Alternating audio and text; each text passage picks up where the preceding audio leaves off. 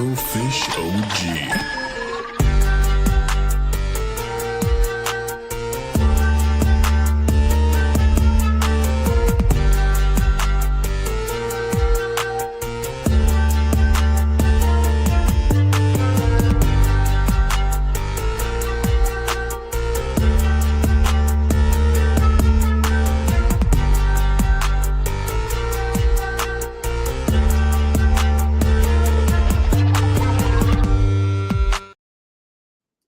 What's good, everyone? Welcome to episode 19. The second season of the second season of Afro in the Know. I like calling it second seasons because it makes me feel important.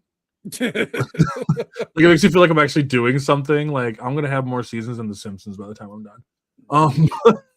Just be in your 90s, still interviewing people. What's it like for a young buck these days with technology that streams for you? Right, and then back in my day, we had to actually sit in front of a camera. That sounds amazing. At that point, they'll probably have like that nerve gear system, like in like Sword Art or something, where I can just like I'm doing all my interviews like in like cyberspace. Yeah, like my body's basically gone at this point. Yeah, that's what they did to Walt, right? They froze him. And then they froze some. They put some AI body at some point. That's what we're gonna do. Just put their head just put their brain head in the jar. Hell yeah, dude. Fucking oh man, that's when Nixon became president in that one. Yeah, Nixon became president again. I'm surprised they didn't go with Reagan, honestly. After learning my history and how much shit Reagan fucked up, I'm surprised they didn't use Reagan for the joke.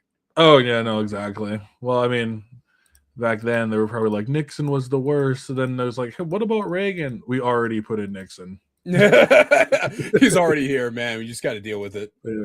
But I got my co-host today. I got Jojo, just chilling. Special guest. What's good?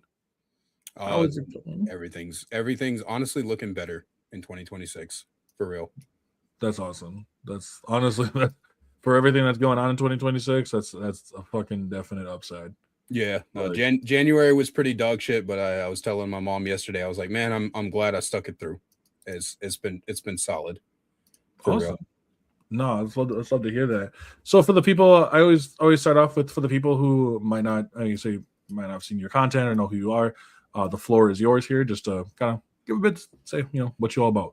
So so hard to pin down these days, man, because like it used to be. I'm a DVD creator who tells dick jokes on the internet. But I quit Dead by Daylight. I still tell dick jokes on the internet. But I guess you would consider me a political social commentator / Overwatch. Because I do both at the same time. Mm-hmm. And that's kind of like my whole that's my whole thing. Is just I am not afraid. I want to talk about Overwatch because I love the game, but I'm also not afraid to talk about social issues or my opinions because I hate when streamers like shy away from that shit. And I basically went viral off of a clip where someone said, finally a Overwatch streamer who's not political. And I was like, oh, my bad. I'm sorry that I gave you that impression. We're gonna fix that. And then I fucking went ape shit, and people really like that apparently. But yeah, I saw that one too. Where like you get that every once. I had a person a couple weeks ago come into my live, and I said something about it was like just women make the gaming space better, right?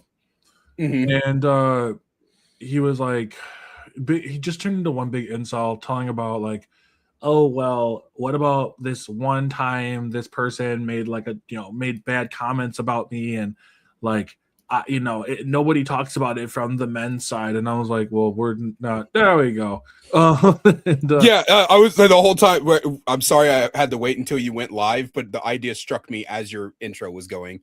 No, it makes sense. Oh, I can make something real quick for you. I love it too. I love it. And that's the thing. It was so weird because I'm sitting there and I'm like, well, what about the men's side? Like, what? I'm not even talking about that. Like, yeah, I'm not even talking about that. So like, he's like, yeah, but like, when I was playing World of Warcraft, we had this, killed community guild thing, and people came in and ruined it. And I'm like, okay, I'm sorry that your experience was bad. Yeah, no, exactly. Like it's. I don't know, man. I feel like there's too much. What about me? What about this? Like Yeah. I do, because I'm a fat man, or I'm fat mask. I'm non-binary, but I'm fat AMAB. I talk a lot about the fat male experience and how we often feel like, it's we feel a lot like people don't like us for us, right? We Mhm. feel a lot like we're a trend. We're a way for people to be like, actually, I love fat men. And then they show a guy that's got like a little spare tire, right? They don't show a 300-pound, dude walking around. They show the 212-pound Chris Pratt from Parks and Rec or fucking whatever. Right. I talk a lot about that. I try to tell people, like, y'all need to understand why so many fat men feel unloved and unappreciated, because even when we do get into relationships, it's never I love you because you're fat, or I love you with your fat. It's always I love you in spite of you being fat. Mm. So I try to tell people that, and then I always get a bunch of people, well, actually, I love fat men. Okay, great. I'm not talking about you, am I? Like, obviously, this isn't fucking about you then. Okay. If you love fat dude titties and being buried in 400-pound men's stomachs, then you're not the part of the conversation that we're talking about. Exactly. No, exactly. And it's the same thing. Where I made a video about well, it was with another podcast. We were just talking about like Baldur's Gate, right? We're talking about Baldur's Gate 3, and like have the different types of people that you have to play with, right? And it's like he's like, you can't have a loot goblin with someone who doesn't want to do any kind of loot stuff and just wants to streamline the game. Mm-hmm. And it made sense. It's like, okay, that's true. And we got so many people, especially on the one on Insta, it was just there's so many people sitting there being like, well, when I played it, we had different types. And I'm like, okay, that's great for you. I'm so happy you've inserted yourself into a conversation that had nothing to do with you. My bad, brother. No, exactly. And I think that's one of the things is, like you mentioned, like people want to feel included. So they have a tendency to insert themselves into places. When I use the same thing when I say, women make the gaming space better. And I'm just like, and someone else be like, well, how do they? I'm like, okay, well, I mean, well, if it's on the screen, behind the screen, in leadership positions, we have, yeah, but like gives me like one specific, like, a specific instance of where they don't. And I'm like, oh, okay, like that doesn't disprove anything. Like your bit of evidence, I mean, we could really get into how men make the gaming space worse. If you really want to get into that. Yeah, but I could give you a 5-hour rant on that one. Right, but I don't want to do that because to be honest, I want to keep it as positive as possible. Mm-hmm. So like if that statement alone makes you feel like, oh, he's saying that they're better than me, then that's something you need to recheck, because it's not competition, it's collaboration. Yeah, exactly. I mean, every art form on the planet benefits from different perspectives, different walks of life. And that's kind of like what pisses me off about the whole anti-woke, anti-diversity, sweet baby ink bullshit, is that I have never seen a video game or a piece of art that books, movies, TV shows, whatever, that has not benefited from having multiple people from multiple walks of life. Like it's like, for me, I recently finished a novel. I wrote a murder mystery set in 1900s New Orleans, and the main protagonist is a black woman. Mm-hmm. I'm very obviously not a black woman. And so I have recruited probably about 10 of them to read it and tell me, if I represented them correctly, because we don't have enough black women as protagonists in general. They're just not, they're just not there. And also, I have never seen a black person be a protagonist in a murder mystery novel, much less a black woman. So I wanted, I've always been of the idea, if we don't have it, make it. Yeah. If we don't have what you want to see, make it. I want to see black women represented, so I made it. But I'm also not stupid enough to think that I, as a white male, can represent their experiences accurately without consorting with them. And so every time I hear these people go off on this stupid ass fucking rant, why are women invading our video game? Because there's women in the video games. And I do not trust men to write the women accurately without further input from the women. No, that's fair. We've seen this. We've seen this in other media all the time of women who don't get written well, and so yes, it was smart also to ask multiple other women, especially women of color, about this, like about this the novel that you wrote. Be like, hey, does this work? Um, and that's just smart. That's just a smart idea. Like I will never in my brain will never understand the fact of having you have to feel that one up. That's the thing. It's that feeling of having to be a one up. Yeah.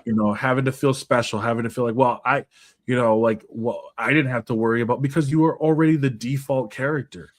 Yeah, exactly. Wait, that's what I was talking about. I actually saw I don't know if you've ever seen him. His name is DQ Roman on Yep. TikTok. Yep. I love DQ. My favorite was when everybody found out he was a white guy. Like, I think all of us were fucking shocked. But he was talking about, yeah, DQ's white. He did a cooking video and showed his hands. He's white. That's crazy. That's fucking it, isn't it, bro? But he did a video in response to like Asmongold at some point, where Asmon, dusty ass fucking gremlin motherfucker, was like, I loathe Asmongold, dude. But Asmon was like, oh, it's pandering. All these, he was talking about South of Midnight. He was like, it's pandering. And DQ was like, yeah, of course it is. But we as white guys have been pandered to our whole fucking lives. I think it's time for other people to get the pandering. I think it's time for everybody else to get the shit. And I agree. Fuck it, man. I don't care. I mean, no, I agree with that. Like, I mean, you think about like through how many, I mean, even when you look at any kind of video games, and more likely when they have a chance to create a character, the created character is going to be stereotypical white male. So like, but even a game like South of Midnight, which is based around like Louisiana myth, like urban Louisiana kind of mythology. Yep. Like having a black woman in there as the lead is makes sense, especially for an area like Louisiana. So like it's so bullshit. Oh, it bothers me because it really actually it gives off the what about me and shit issue. It does. And as a Cajun myself, I was born and raised in South Louisiana. As a Cajun myself, it's so good to see my culture represented that isn't, voodoo man kill everybody. It's something that like I learned voodoo from some very devout practitioners, with the caveat that I could never share my knowledge without explicit permission from her. And unfortunately, she passed away. But the thing is that the thing that I learned in the voodoo culture is there are bad people who practice it. There are good people who practice it, just like every other religion. So I don't think that it's necessarily harmful to have voodoo in a negative light, but I also think that positive voodoo is heavily underrepresented. Is voodoo considered like kind of a religion? It is. It's a religion. It's a cultural practice and religion. Okay. I kind of conflate the two. It does have its religious tendencies. Louisiana voodoo specifically is very heavily influenced by paganism and Catholicism. Just because of the historical roots. So there's a difference between Louisiana Nolans voodoo and voodoo from like the African countries. I don't know much about that voodoo. But for Louisiana voodoo, it was very if you read up the story of Marie Laveau, probably the most famous voodoo queen in history. Yeah. If you read up on her history, she was a kind of like non-Christian pagan practicing type of person where she combined the elements of voodoo and traditional Catholicism religion and kind of created something new that we as a culture down there still utilize to this day. But it's all about positive and negative representation. Back to what we were saying earlier, you have to have people in that room with the experience you're trying to write. Right. You cannot write if you want to write. I didn't play South of Midnight. I haven't gotten a chance to. I'm kind of a broke bitch. But I plan on playing it because just of its connection to my culture. So I don't know how well it represents us, but I have heard good things from people from back home that have played it. Mhm. And so you can't write a game like South of Midnight or a story like South of Midnight and not have someone who is Cajun, who is Creole, who did grow up with that culture in the room with you. Because No. what do you get? One of my mom's biggest pet peeves. We live in Kansas now, unfortunately. One of my mom's biggest pet peeves is every time we see a quote unquote Cajun recipe, and it's just they fuck it up, or they throw a whole bunch of spices on it. They think you just sprinkle some satcheries and oh, we've got Cajun fries now. What the fuck is a Cajun fry? Like I saw something the other day called a Cajun egg roll. I said, what the fuck is a Cajun egg roll? That we don't do egg rolls. That don't even sound good. Yeah, exactly. And so that is every time I see something like that, I'm reminded this is a person who doesn't know shit. They looked up a Cajun recipe and thought you could just translate the seasonings to something else and then call it Cajun. And Nah. that's just disrespectful to the culture. It's That's disrespectful to us. that's the same type of people. That's the same type of people that go to like the Taco Bell and are like, I'm here to get Mexican food. Yeah. No, the fuck you're not. No, you're here to get ground beef that's so greasy you'll shit your guts up for 3 days. That's what you're here to get, and that's fine. I'm down. I get it. You want the colon well. cleanser, or do you want the colon cleanser deluxe with a Sprite? That's why I always hate when I say, "Oh, I'm going to Taco Bell," but they're not authentic. I'm not going for authenticity, Karen. I'm going because it's 3 a.m. I'm drunk and I want something that's going to fill me up for $2. Exactly. Like I have probably been to Taco Bell maybe like 6 times my entire life. Like I just have no reason to go. Every time I pass there, I'm like, I can make better on my own. And so Yeah. I don't care if I'm drunk or not, I will make drunk tacos, and those tacos will still be better than whatever they're gonna cook up with.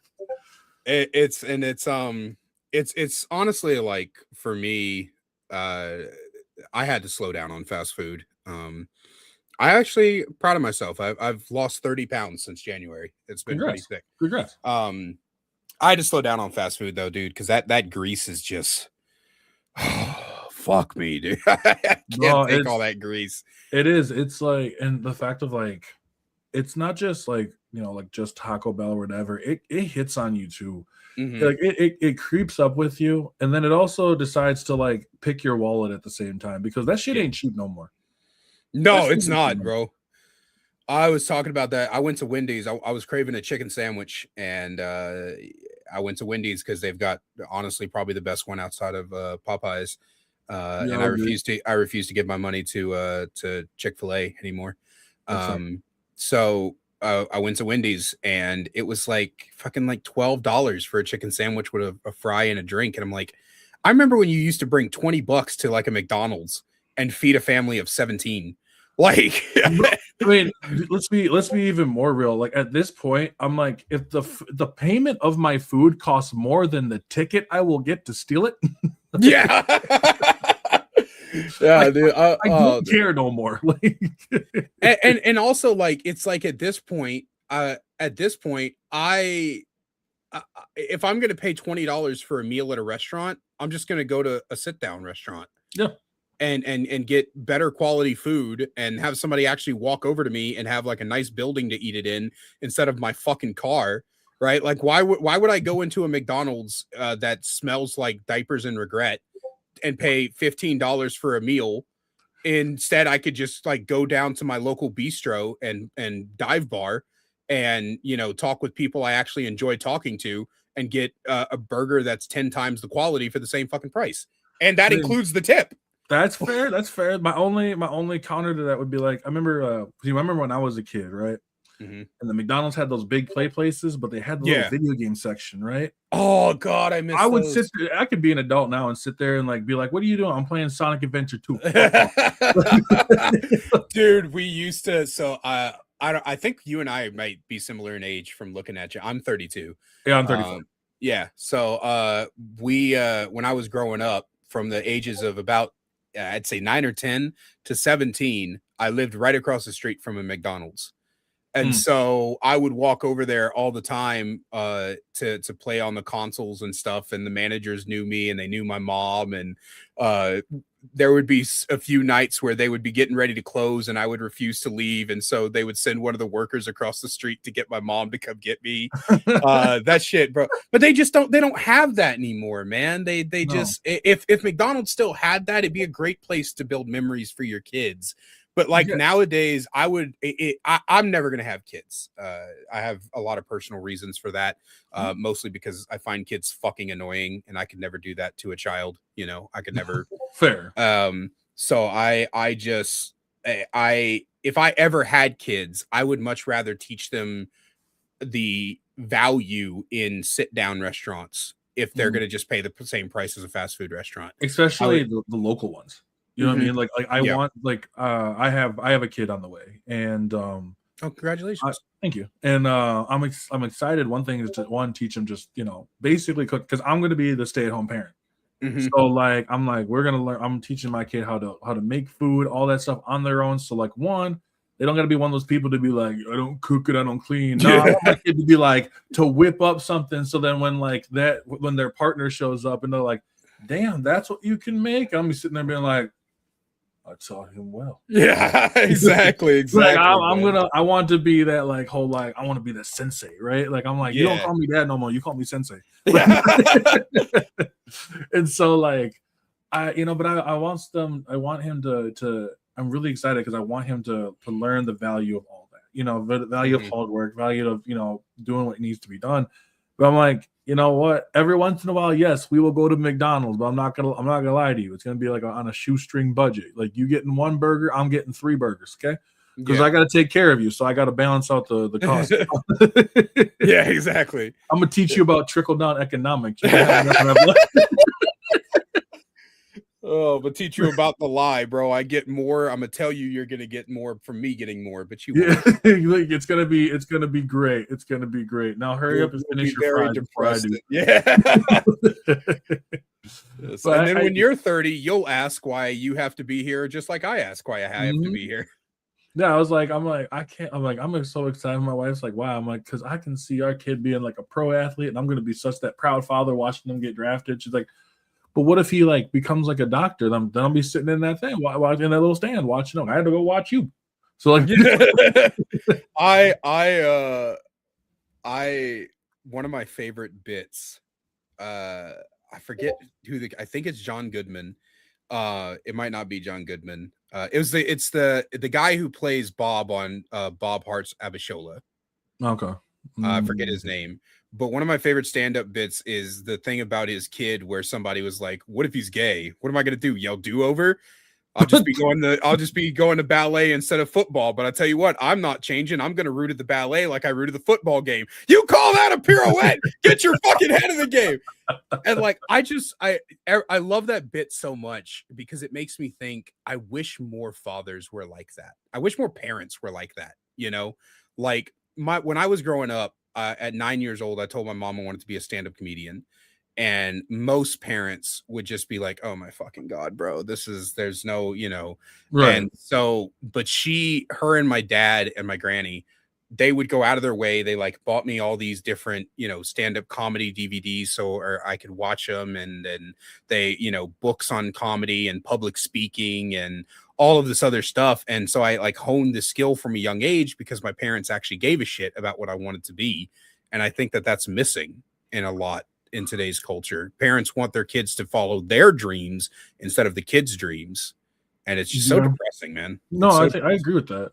I agree with it. Like that does happen a lot where a lot of parents are just like, well, I mean, just we want to find something that's more realistic. Me making it to 20 might not be realistic. So like, let's slow down for a bit. Yeah, let's figure this out. But I do think when, you know, when I hear parents who are like, I don't know if this is a good career for you, like, just go and do it.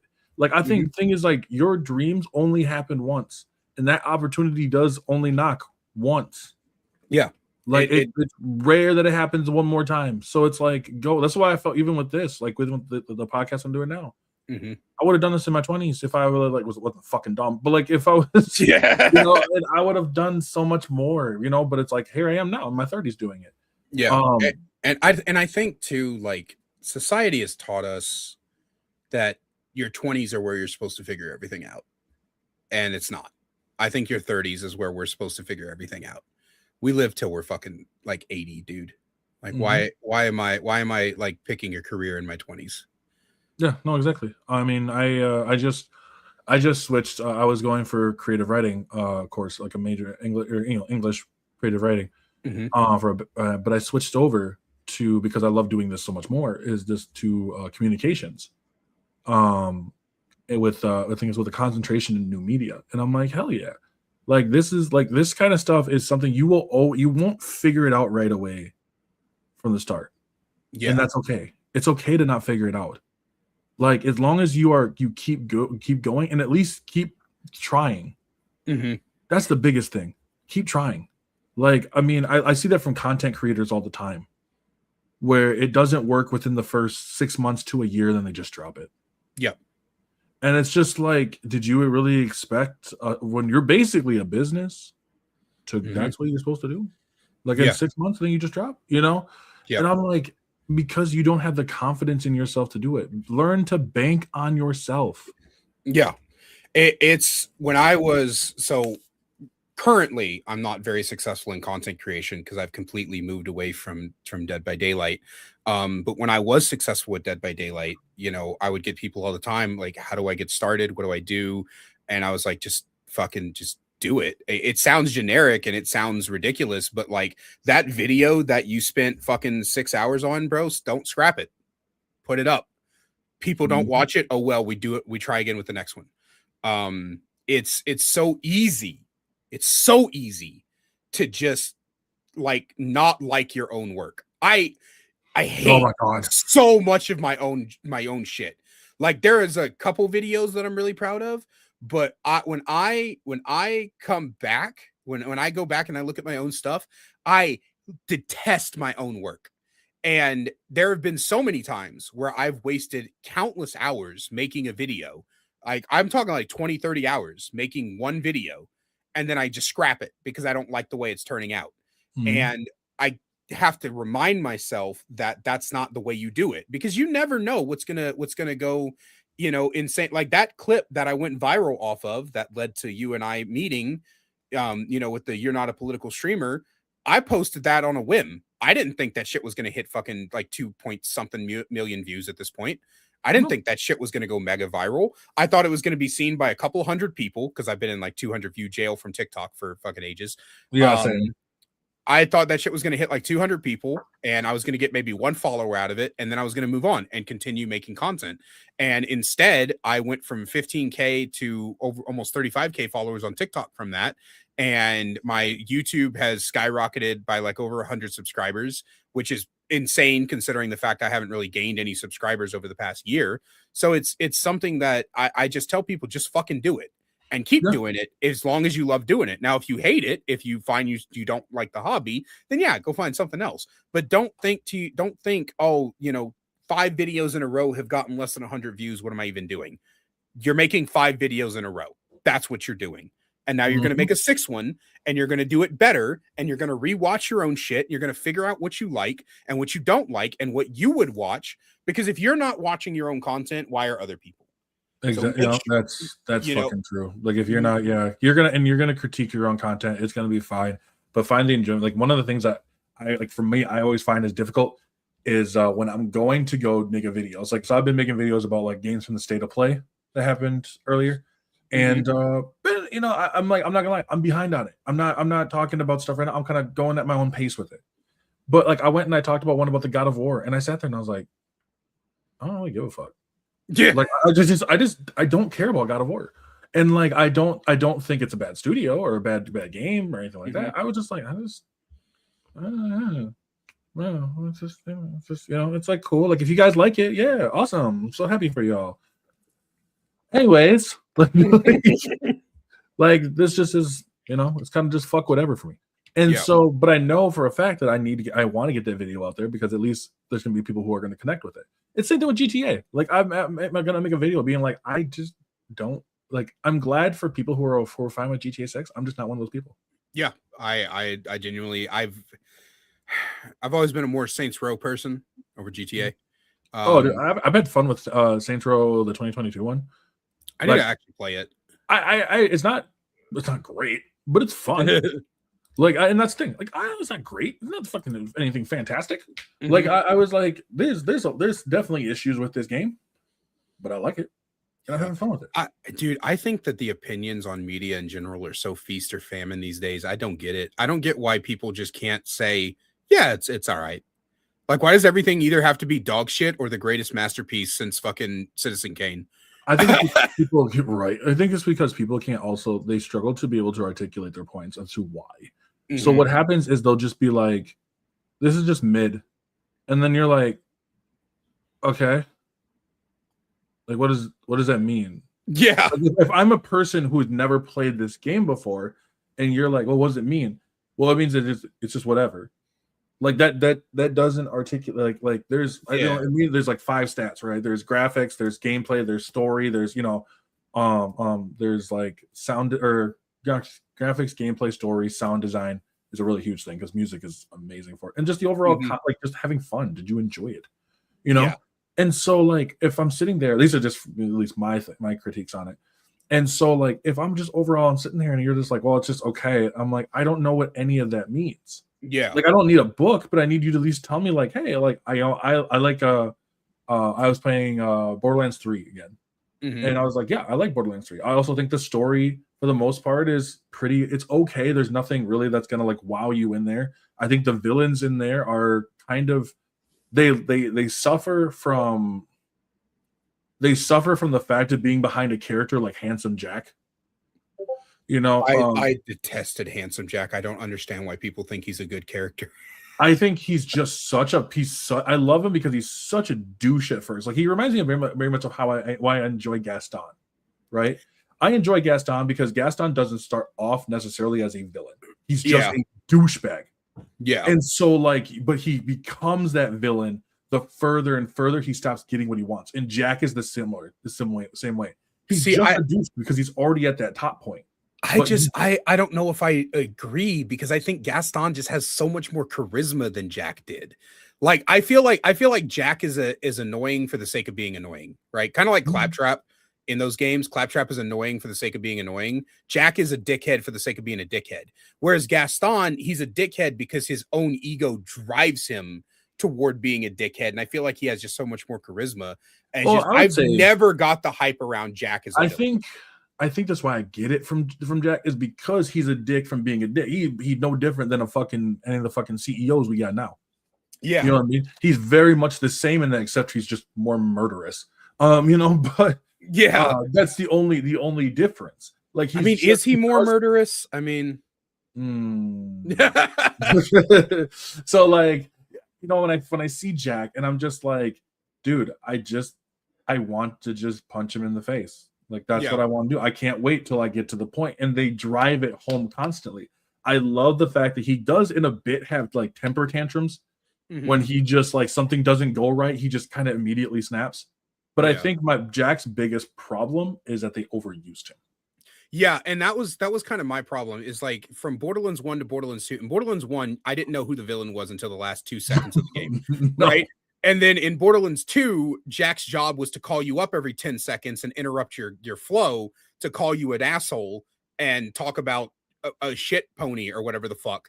Dude, and it was just was great. I can't. And it was just like every time he would call me, I'd be like, dude, please, like, could we make this like a chapter thing? Like, why do I got to hear his fucking voice again?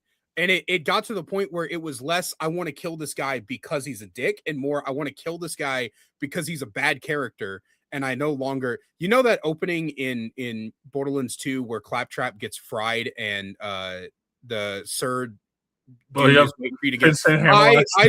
I spend like an hour on that section just teabagging the fuck out of Claptrap and shooting his body over and over again. I hate Claptrap. Claptrap is my most hated fictional character in history. I cannot stand that fucking character from the fiber of my being. Hate that goddamn character. When it comes to Jack, I think that's where, like I said, like we're 2, I think he's fine in 2, especially after like Roland gets shot. Right? Like when you start to mess with Angel, you start to see the mask really come off. Yeah. But what I loved about it is the fact that despite the mask coming off, he still keeps that core, like, but you can see, you can feel or hear the difference in him. And that's Mhm. just by I think it's Damon Clark, I think, who was the voice for him, who Yeah. I think did a really good job of making it be Oh, like voice you can actor was really good. just Yeah. menacing at that point. Like he would like he's like, yeah, nah, you fucking killed my daughter. Mhm. Like I'm gonna take everything from you at this point. And I think that's why when I look at the Calypso twins in 3, I think they work for what they are. They're the Gen Z streamers. You know Yeah. what I mean? Like they're the Gen Z streamers. I think the biggest problem with that with them was that they had a really interesting plot point in there when they were talking about Troy and Tyrene, especially after Troy gets powers. They Mhm. killed off Maya, which pissed me off because that was my favorite character, but whatever. Um, and once Troy gets the powers, we start to see this back and forth between them. I instead of that, but he still stayed loyal. I kind of wish there would have been a fight that broke out Yeah. between them, and actually we got to see a bit of that fight between them because like Tyrene was getting not only like pissed but also kind of like worried a Mhm. bit when he started realizing how powerful he actually is.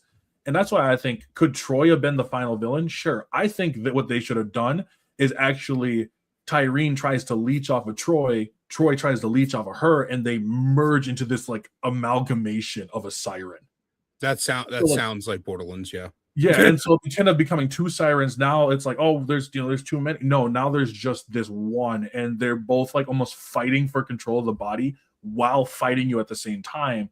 However, during that time, they end up merging with, I think it's called the Destroyer, I think it is. Mhm. And then they end up like merging with them, becoming this big monstrosity thing. So at this point, they're almost like, at this point, they're actually screaming for the Vault Hunters' help to like free them. Mhm. And so I think that would have been really interesting. That would have been my like thing on it. But I think they work for what they are. They're annoying as fuck. If you know Gen Z humor, you're going to be like, damn, this is fucking annoying. Yeah. But there's no doubt that I think Borderlands 3 has some of the smoothest combat I've ever played in my entire life. Um Slide mechanics, all that other kind of stuff is just necessary for Borderlands 3. Yeah. And I think that's where when I got to 4, I played 4 and I played most of it single player, which kind of sucked, but like I enjoyed it, but I didn't enjoy it as much as 3. Yeah. And that brings us back to the nuance, because like I personally don't like Borderlands as a franchise. I don't like the gameplay. I don't like the looter shooter aspect. I don't like Mm. any of it. But at the same time, I feel like what a lot of people are missing that I have with Borderlands is I can see why people like it. I Yeah. can see why people enjoy it. It's just not for me. And I feel like so many people don't have the ability to separate those two viewpoints. Like, for example, I used to play Dead by Daylight Mhm. and I used to make content around it. And I quit because the game has gotten atrocious and miserable. But I can see why people still play it. And I will never disparage someone for still liking it. I fucking hate the game. I hate what it's become. I hate what it's devolved into. The devs just they have zero idea about how to balance anything. They seem to only care about one side. They just don't have any kind of nuance to the changes that they're making. They do a lot of spreadsheet balancing, which is the worst way to balance any live service game ever. They are very obsessed with getting as many licensed collaborations as they can instead of fixing the game. I just have all these problems with it. But if somebody's like, bro, I don't care, I just want to play Wesker from Resident Evil, then who am I to tell them that they're wrong? Right. And so when it comes to media, so many people don't know how to distinguish the difference between this is not for me and it's bad. And Yeah. you can say it's bad and also say it's not for you. Those don't have to be mutually exclusive, but I also think that a lot of times people just conflate the two. And that's the Mhm. problem with media analysis in general. Yeah, I would agree with that. I mean, I had a live up saying that just because a game is not for you doesn't necessarily make it mad. And I will always stick to that. It's there's certain games that are just like I said, GTA is one of them that is just not for me. Do I understand why people love it? Sure. I mean, I have GTA 5 on the Xbox One version. I fire that up every once in a while and just go drive around in there. Yeah. I'm not saying it's going to be anything great, but it's just like this GTA 6 thing. It's not on my bingo list. Yeah. But it's like when you are okay with that and someone is not okay with it because they need to feel, I think it's more of a feeling of validation. Yeah. I mean, that's why people love top 10 lists, bro. And like the tier list, I was recording the tier list before we started this for Overwatch. That video is probably going to get more views than other videos I do because people want to be validated in their opinion. They want to see if the hero they think is absolute dog shit, I think is absolute dog. They don't care about who I am. They don't care that it's my opinion. They just want to see an opinion agree with theirs. Mm-hmm. No, exactly. That's all it ever is. Oh yeah, and that's why those top 10 lists do so well, but also give in the most like ire from people. Mm-hmm. And it's just like it's over the dumbest things too. I mean, whether it's like anime, you see it all the time. You just have to ask someone like, "Who's the strongest?" And then they get full ass PhDs. Why this is, and it's so crazy. The power scaling community is so fun to watch from a distance. Oh yeah, like you're sitting there watching them being like, I want like y'all should be like, you guys could build the most ridiculous like skyscrapers, you guys could build cities that could literally save everyone if only you did one thing. You told the other person that this person is stronger than you. Yeah. Like his ability to build like cities is better than yours because his mental fortitude is stronger.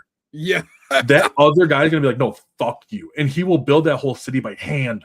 Bro, we could solve every cold case in this country if you somehow found a way to get power scalers to get in on it, because these motherfuckers will dig up the most obscure like quote from a creator of the media piece from like 25 years ago that was said on one blog in a website that doesn't exist anymore, and they'll be like, see, this is why this character is stronger. And I'm like, where the fuck did you find this shit? That's why I don't know. Have you ever seen the anime Death Note? I did not like Death Note, but yes, I have seen it. You've seen it? Okay, cool. Because it is basically just what would happen if two power scalers went at yeah, I agree. Like, I 100% agree, bro. It's so crazy. And I think that's why that's why I love power scalers, because like I love watching power scaling. Like I'll do it a little bit myself. Yeah. Of course, like you're just like, when it's like even at myself when someone's going up and is like, hey, I think that like Ash Ketchum can go beat up fucking Sailor Moon, and I'm like, just remember that Sailor Moon no diffs Goku. yeah, just remember that. Yeah, exactly. And they're like, it's true, man. Like I it's like, oh, okay, I'll just kind of like, if I don't care about it, I'll just tell you, okay, that's cool, and then just move on. Yeah, I know. I'm like, I know you're baiting me. I'll fall for it because I know if I do, I'm gonna be here for like the next hour. The best power scaling debates to watch is anime characters versus comic book characters, because I don't think that anime fans understand how absolutely broken comic book characters are in general.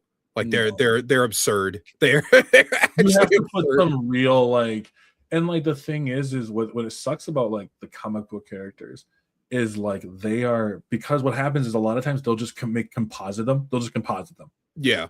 So what happens is like they're like, well, I think that Goku could beat up Superman, and I was like, Superman held up Infinity. Are you sure about what?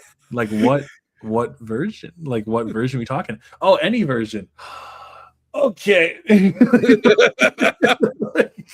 like all right, let's hold your roles for a second. And and that's why I love those facts of like, I agree, watching power scalers from a distance. Like I'll scroll on TikTok and then I just hear them going back and forth about like, who's stronger, Gojo or Sukuna from Jujutsu Kaisen. And I'm just sitting there and I'm like, yo, which one died? I don't know yet. Don't spoil it. Yeah. Actually, it's really cool that we bring up JJK because it ties back to our nuance conversation. For me, I really like JJK, but I don't think that it provides anything more than a fun anime to watch. Sometimes that's all I need. Yeah. Like I one of my mods asked me, they were like, do you recommend JJK? I was like, if you want a deep, emotional, complex story, no. If you want some really cool fight scenes and some funny moments and the best himbo in fiction, which is Toto, yes. I think I can agree with that. Like I think that it's a solid story, and I'm really liking the sequel series right now that's in the manga at the moment. There's a sequel series, so I don't know if that's really a spoiler. I guess I don't know if that's a spoiler. It's kind of like no, it's kind of like if I tell someone that hey, Boruto is a series that exists, and then they're like, oh, well, I didn't finish Naruto. Well, did you really expect Naruto to die in this series? Yeah. You know, so this like isn't redacted. I won't name the anime, but I'm sure everybody knows what anime I'm talking about. But yeah. Is it, yeah. No, it's, I think Akame got killed, right? Yeah, Akame did. I was thinking of Attack on Titan. Oh yeah, Attack on Titan. Yeah, no, I was thinking Akame got killed. Like nobody survives. Like, yeah. But like and that's the thing is like I think when it comes to like certain like shows like JJK, I tell people just have fun with it. Yeah. Oh yeah. Go have fun with it. Yes, I think there's some really cool moments in there, definitely. And I like some of the things, especially with the manga. I like some of the things that get done in the manga. What got me is like right now, Yuri Lowenthal. Oh, give me 1 second. I have to take this call. Yep. Let me just mute myself real quick.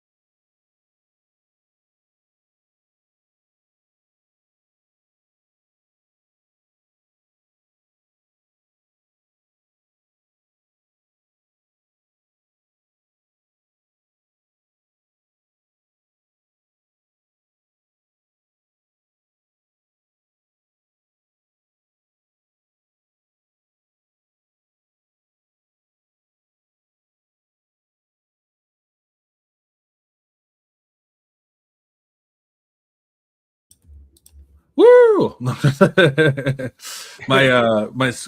college called and like I took a couple months off and is now coming back to it, so they make sure that everything's all lined up. Oh no, real honestly. Yeah, I'm excited. But no, I was saying is like thing with Jujutsu Kaisen what I love the most is I love like I do like the curse power system. I do like there's a lot of things that could do better with it. But overall, like I'm like if you guys have a fun time with it, I will never like dig into something and be like, I can't believe you watched this. Right? Yeah. Yeah. Like no, it's literally and that was just and that's what I tell people. I was like the story's good. I just don't think it's like deep and complex. I don't think it's the same kind of complexity as like Full Metal Alchemist, Attack on Titan, One Piece, these shows that just really do their best to provide you with like a super deep message and emotional trauma. And I mean, there's emotional trauma in JJK. It's every fucking where. Yeah. But I think you watch JJK for the fight power system more than it's similar to Dragon Ball Z. Dragon Ball Z has never had a good story. I'm sorry. I'm sorry to people who like Dragon Ball Z. It's never had a good story. It's always been a string of excuses for the characters to fight either beside each other or with each other. And that's fine. I'm not dogging on that. I just want people to recognize that in my opinion, in my viewpoint, Dragon Ball Z has never had a good story. It's just what is the next big villain? And is Goku going to beat him up? The answer is yes. How is he going to beat him up? He's going to power up some kind of way. He's going to unlock a new form. And that's great. I love that for y'all. That's why I think it's such a good like baby's first anime. It is. Yeah. Like it is such a good baby's first anime. That's why I put Naruto on that list too, of just like baby's first anime. Go watch Naruto. Go enjoy it. Like you're I mean, and like I think things like Jujutsu Kaisen's another one on that list too. I think some things like My Hero is another one on that list of like when you are young, go watch these ones, and then you'll see. Then you'll be like, oh, what should I watch next? How about Berserk? And then like, let's go and for they come back and be like, yeah, what is this? And I'm like, oh. Yeah, So I was when I watched Attack on Titan and the show finished, I sat there in silence for like 3 hours. I was just like, I couldn't believe what happened in that show, and I was like, oh my god, bro, this is one of the greatest pieces of fiction ever written in the history. I love I mean, whether it was just the Titans themselves, the stories behind it. I remember even way back when the show first aired, and I saw it right off the bat. Because what was I looking for? I was looking for something, and I put AT, and it was like Attack on Titan into Google, right? And I'm just like, what is this?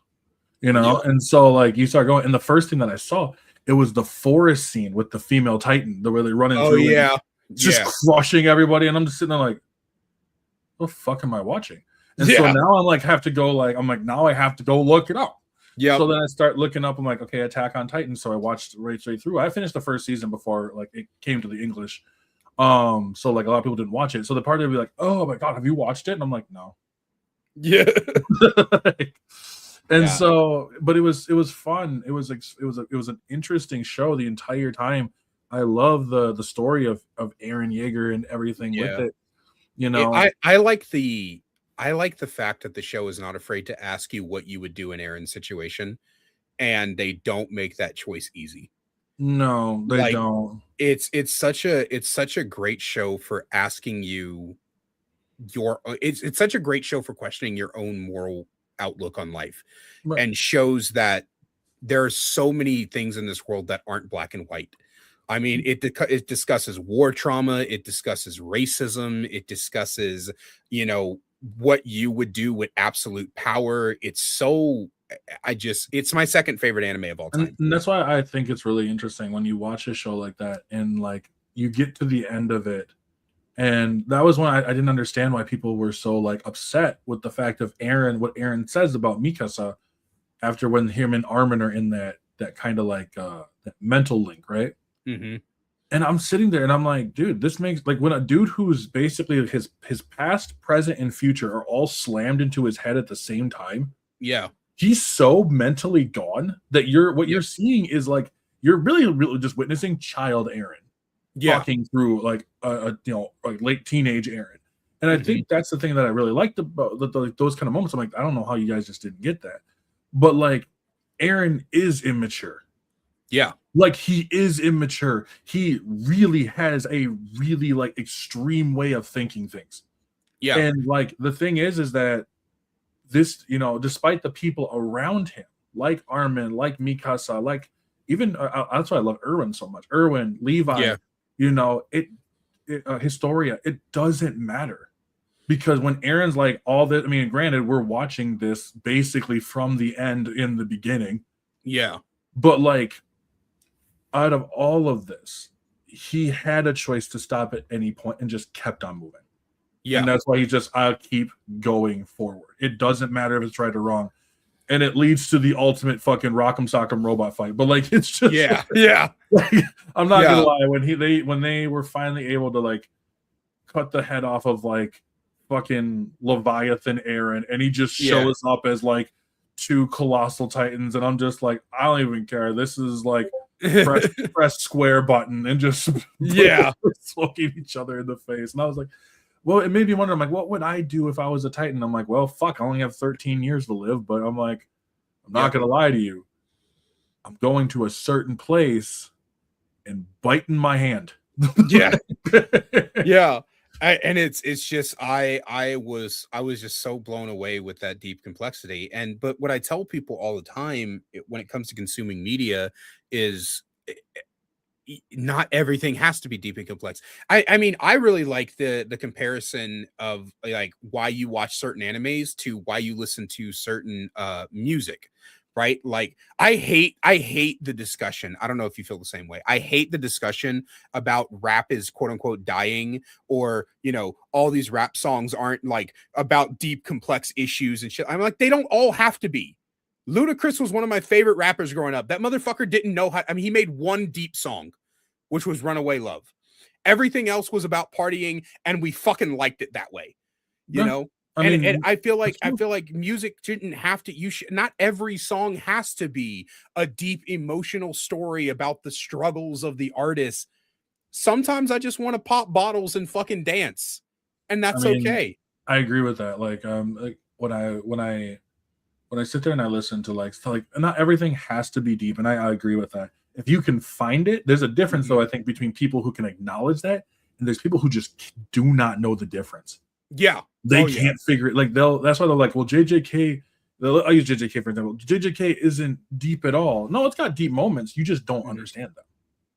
Yeah. And a lot of times you just don't understand it. So what happens is that they want it spoon fed to them. We see this right now with Kirara.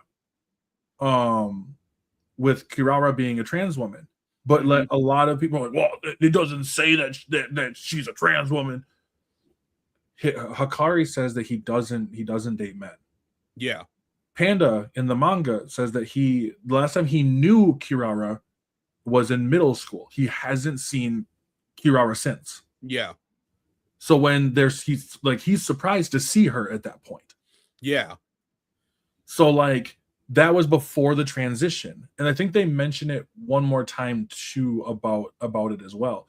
And I'm like, yes, this is all it doesn't have to be shoved in your face and walk up and be like, that's a trans person. No. Like there's a reason why. Yeah. And you If want to you know the can't kicker? figure it out, I'm sorry, that's on you. Yep. And you want to know the kicker? Even when it is shoved in their face, they don't accept it. Like Yeah, Yamato from One Piece. yeah. The most obvious example of a trans man who is still femme presenting, and you cannot convince transphobic One Piece fans that Yamato's pronouns are he him. Despite Oh, everything, bro. Literally, Kaido calls Yamato his son. People say he, him. Yamato straight up says, I am Kazuki Odin. Like everything points to this being a trans man. And they're still like, no, she got big titties, though. Like, that's they're because so fucking stupid, yeah, it man. is. And I think that's because a lot of those people don't want the whole like, oh my god, I goon to a man. Yeah. Oh, They yeah. like, so it's like, but the sex says it's a female. Yeah, no one's ever denied that. Yeah. Yamato Oh, wouldn't even deny that, but yeah. Yamato says that he's a man. Exactly. And it's like, yeah, dude. And that gooning thing, bro, that's really it is. People are just so afraid of being considered gay.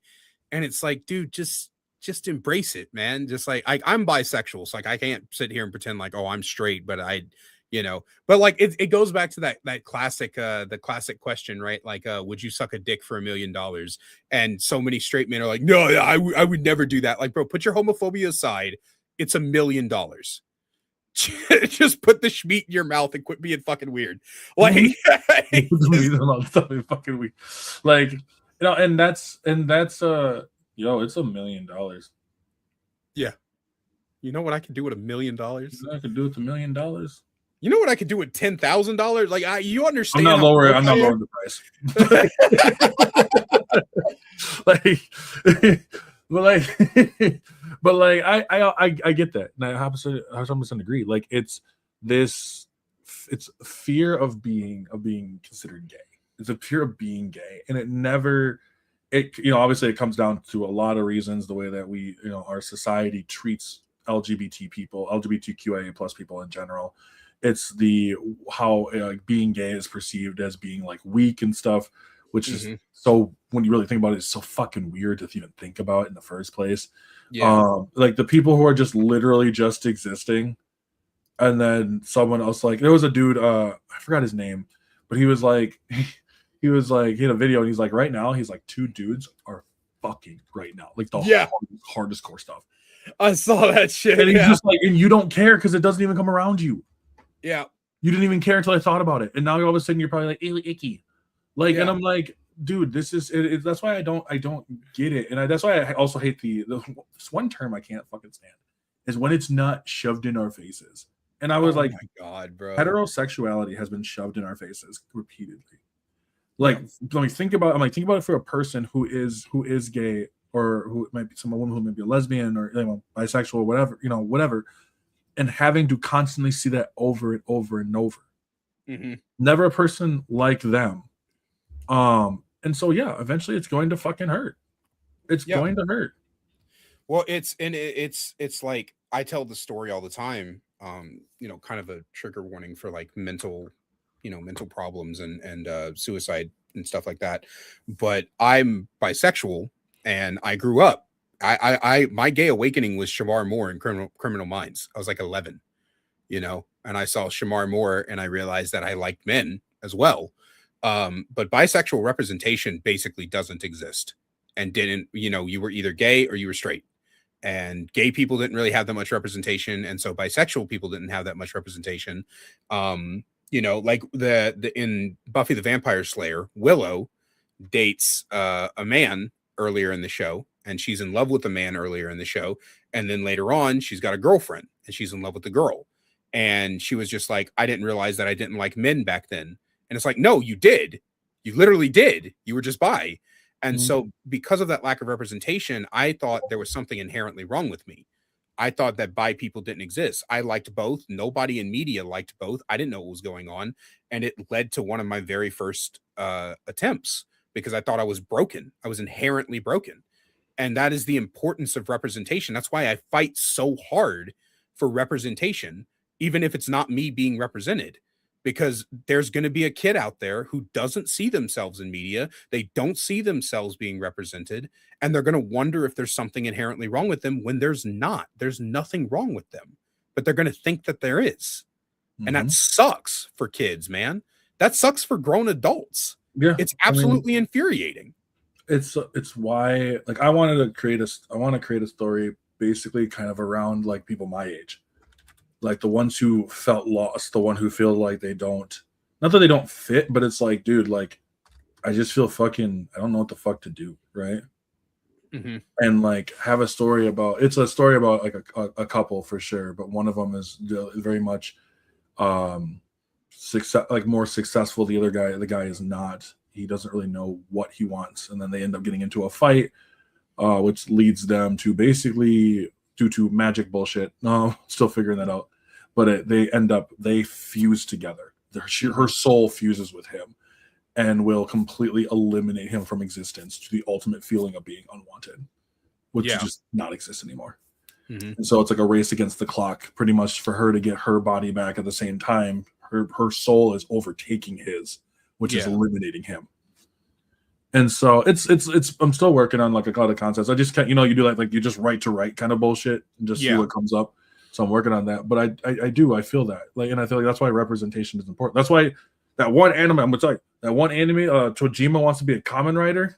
Yeah. That's why I was like, this is the show. This is the show for me. Okay. Yeah. This is the show for that 30-year-old motherfucker who's like, I always want to be a superhero, and he just puts a mask on and fucking does Yeah. it. Yeah. I love that shit, you know, but I agree, going back to it, a more serious take, like I agree that like going and the representation is so important for people. And it's not Mm-hmm. always just it's not always just skin tone. Yeah. It's gender, it's for people with disabilities Mm-hmm. to Yeah. see a person that is like that. You know what I mean?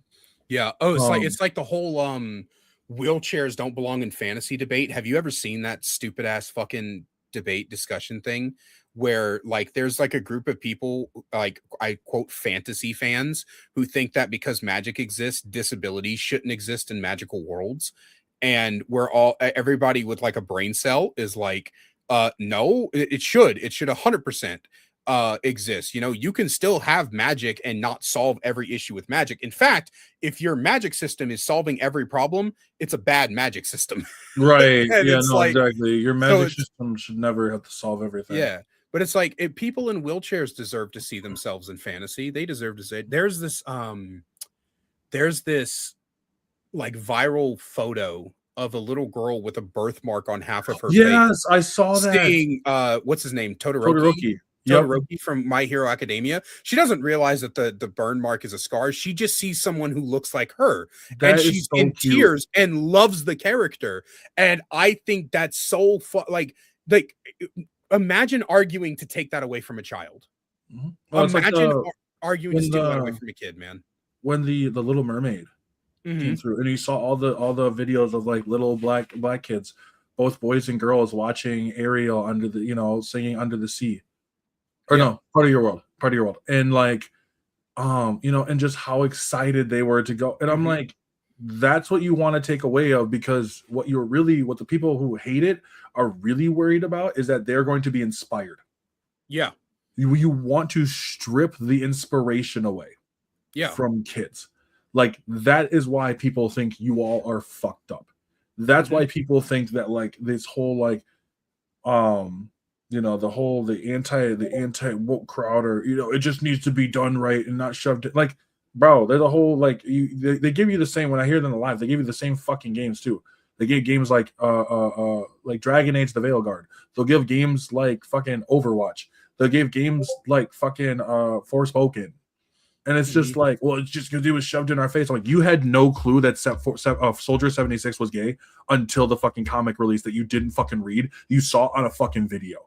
You did not care. You didn't think about him. You didn't think about him at all until that happened. Yeah, and it's always rooted in their own bigotry, and they'll try to tell you that it's not, right. Like, so for example, like, just for a second, bringing up my novel again, self-promotion. No, I'm kidding. Bringing up my novel again. When I was writing it, I would make TikToks about it, and I would talk about, like, my process of, trying to, yes, Dax 76 is gay. Sorry, my mod is hilarious, but so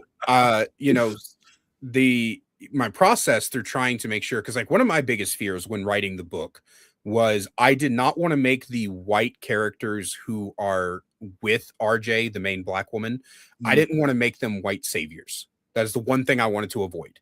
And as a white person, it's difficult to write white characters who are allied with her in the 1900s in the South without making them seem like white savior trope. And so I was talking about that, and I was talking about how I'm getting black women to read the book so that they can tell me, exactly, if they feel it represents them well, if they feel not only their experiences, but I also want to avoid things like the white savior trope. Yeah, and there's this one guy. Yeah, there was this one guy in, Instagram comments who was, like, arguing back and forth with another person, and he was like, I'm not racist, I just think it's ridiculous that this guy is asking, blah, blah, blah, blah, blah, blah. And then at the end of the quote unquote conversation, the guy goes, I just think it's stupid to ask permission to write and he just put the N-word. And it's just like, what happened to all that I'm not racist? Oh, you let them talk, and they will always out themselves every fucking time, dude. Every time. It never fails. It doesn't. It never fails. It never fails to let them eventually just hang themselves. Like, I didn't want to use that term, but that's what they do. You pretty much you put your bricks in your own ship, and then you watch it sink, and it's everybody else's fault. Yeah. And it's just ridiculous. It's the same thing as the fucking merit situation. You know what I mean? It's like, it's the people. I'm not saying that they're a problem. Yeah. But, like, I'm like, how do I tell someone's race? I'm like, if one of the things you immediately say are like the blacks. Yeah, I will immediately call you a racist. I am going to immediately call you a racist. Absolutely. I don't care what anybody thinks on that one. I was like, bro, like, you can't even say, like, black people. Like, you can't get to that point. So it's just like, like, I've been on this earth for 32 years. I grew up in the South. I know you're racist. You can't hide that shit from me, bro. And that's the thing. It's like, I don't waste my time with it. I'm not gonna go waste my time with you on that kind of stuff. I think it's good that you did that. If I was unsure about how to write people who are LGBT, I'm going to ask them about that. I have people in my corners that that are always like that. You know what I mean? That are, hey, like, I don't know how to write this character. And I also, because of the fact that, like I said, in my story that I'm working on, so the more that his girlfriend's soul is inhabiting his body, of course she's a witch in this one, right? So she's a witch. And so they can use magic together. There's a big, like, twist stuff that goes on with it or whatever. But as it's taking over, at first it starts with, like, she actually is able taking over his body until eventually, when she fully, like, his body will transform back into hers. It's almost like a weight of immortality. But it will erase him from existence. And I don't want that to sound offensive to people. Like I don't want to sound Yeah. offended. Is that offensive? And so I asked people in my group about it to be like, hey, is this offensive in it? Is this offensive? There's nothing wrong with it. There's nothing wrong with sensitivity readers, like to understand that. Like Yeah. they've been doing that for like I don't know, ever since that they had to be told to. But like, Yeah. Yeah. Ever you know, since we were like, hey, maybe stop treating gay people like they're dog shit and right? stop Like, writing and that's every the thing black too. It's woman like as aggressive. I'm kind of getting tired of that. the and there's certain words that I also like hear too. Like when I said before, like when they just use like the blacks, but it's also like, oh, well, it's just common sense or it's just reality. And I'm like, you're gonna have to explain that. Like explain that to me. Like you're gonna have to pull up some studies. We're gonna have to show that because I had a whole thing. We're talking about people who are trans to another dude that was in my in his Discord. Yeah. And I just it was not it's not a hard debate. It's not a hard debate. But like I was just like sitting there and I'm like going through, I'm like, this is like the reasons why I gave all the reasons like why people think the way they, why they think the way they do. I'm like, I will give you like studies and stuff like that on how that brain works and how their brain works and how, just down the line like that. And I'm like, like it's Yeah. not hard, and it also like I get pissed off when someone tries to Google AI something. Like Yeah. I've Googled AI like small shit like how to make certain foods. So but like I will never like Google AI like an actual debate topic. Yeah. It's well, and it's like because I mean AI is just like I had a dude use AI in a debate against me one time, and I just stopped bothering because it's like, brother, you're reading an AI summary, you're not actually looking up anything. And because what people don't realize that AI summaries don't pull from like research papers and articles and actual like books. They pull from fucking Reddit and fucking Twitter and shit like that, where somebody just vaguely mentions the topic. And so it's just like I'm not in the mood to I say this all the time. I don't debate MAGA anymore. I just don't. I bully the fuck out of them and I move on because there is no point in arguing with people who don't live in reality. Yeah, I mean they don't. They live in this self-delusion of victimhood and self-pity. And so like when something happened, there's actually a really interesting, and I'll send it to you later, but it's a video of people during the 1960s when they were integrating people into schools. And this lady is just going off about how they're going to ruin the same fucking sentiment of what they say now is the same thing. And I'm like, so I favorited it, but I'm gonna post it up on like one of my like I'm actually probably just gonna download the whole video, but I'm going to like post it up and be like, this is what you sound like. Yeah. This is what you sound like.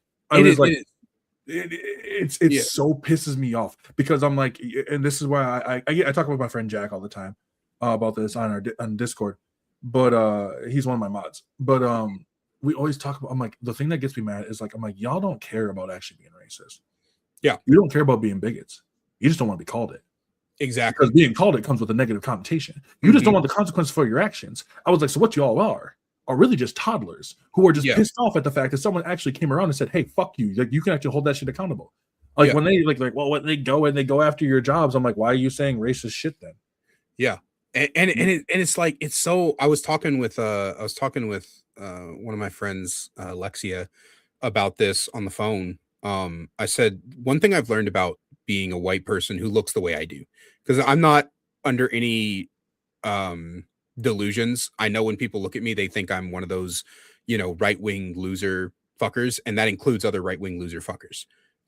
White people, like I don't know if y'all know this for black people, but just I'm gonna let you in on a secret. The racist white people are 10 times more racist around other white people.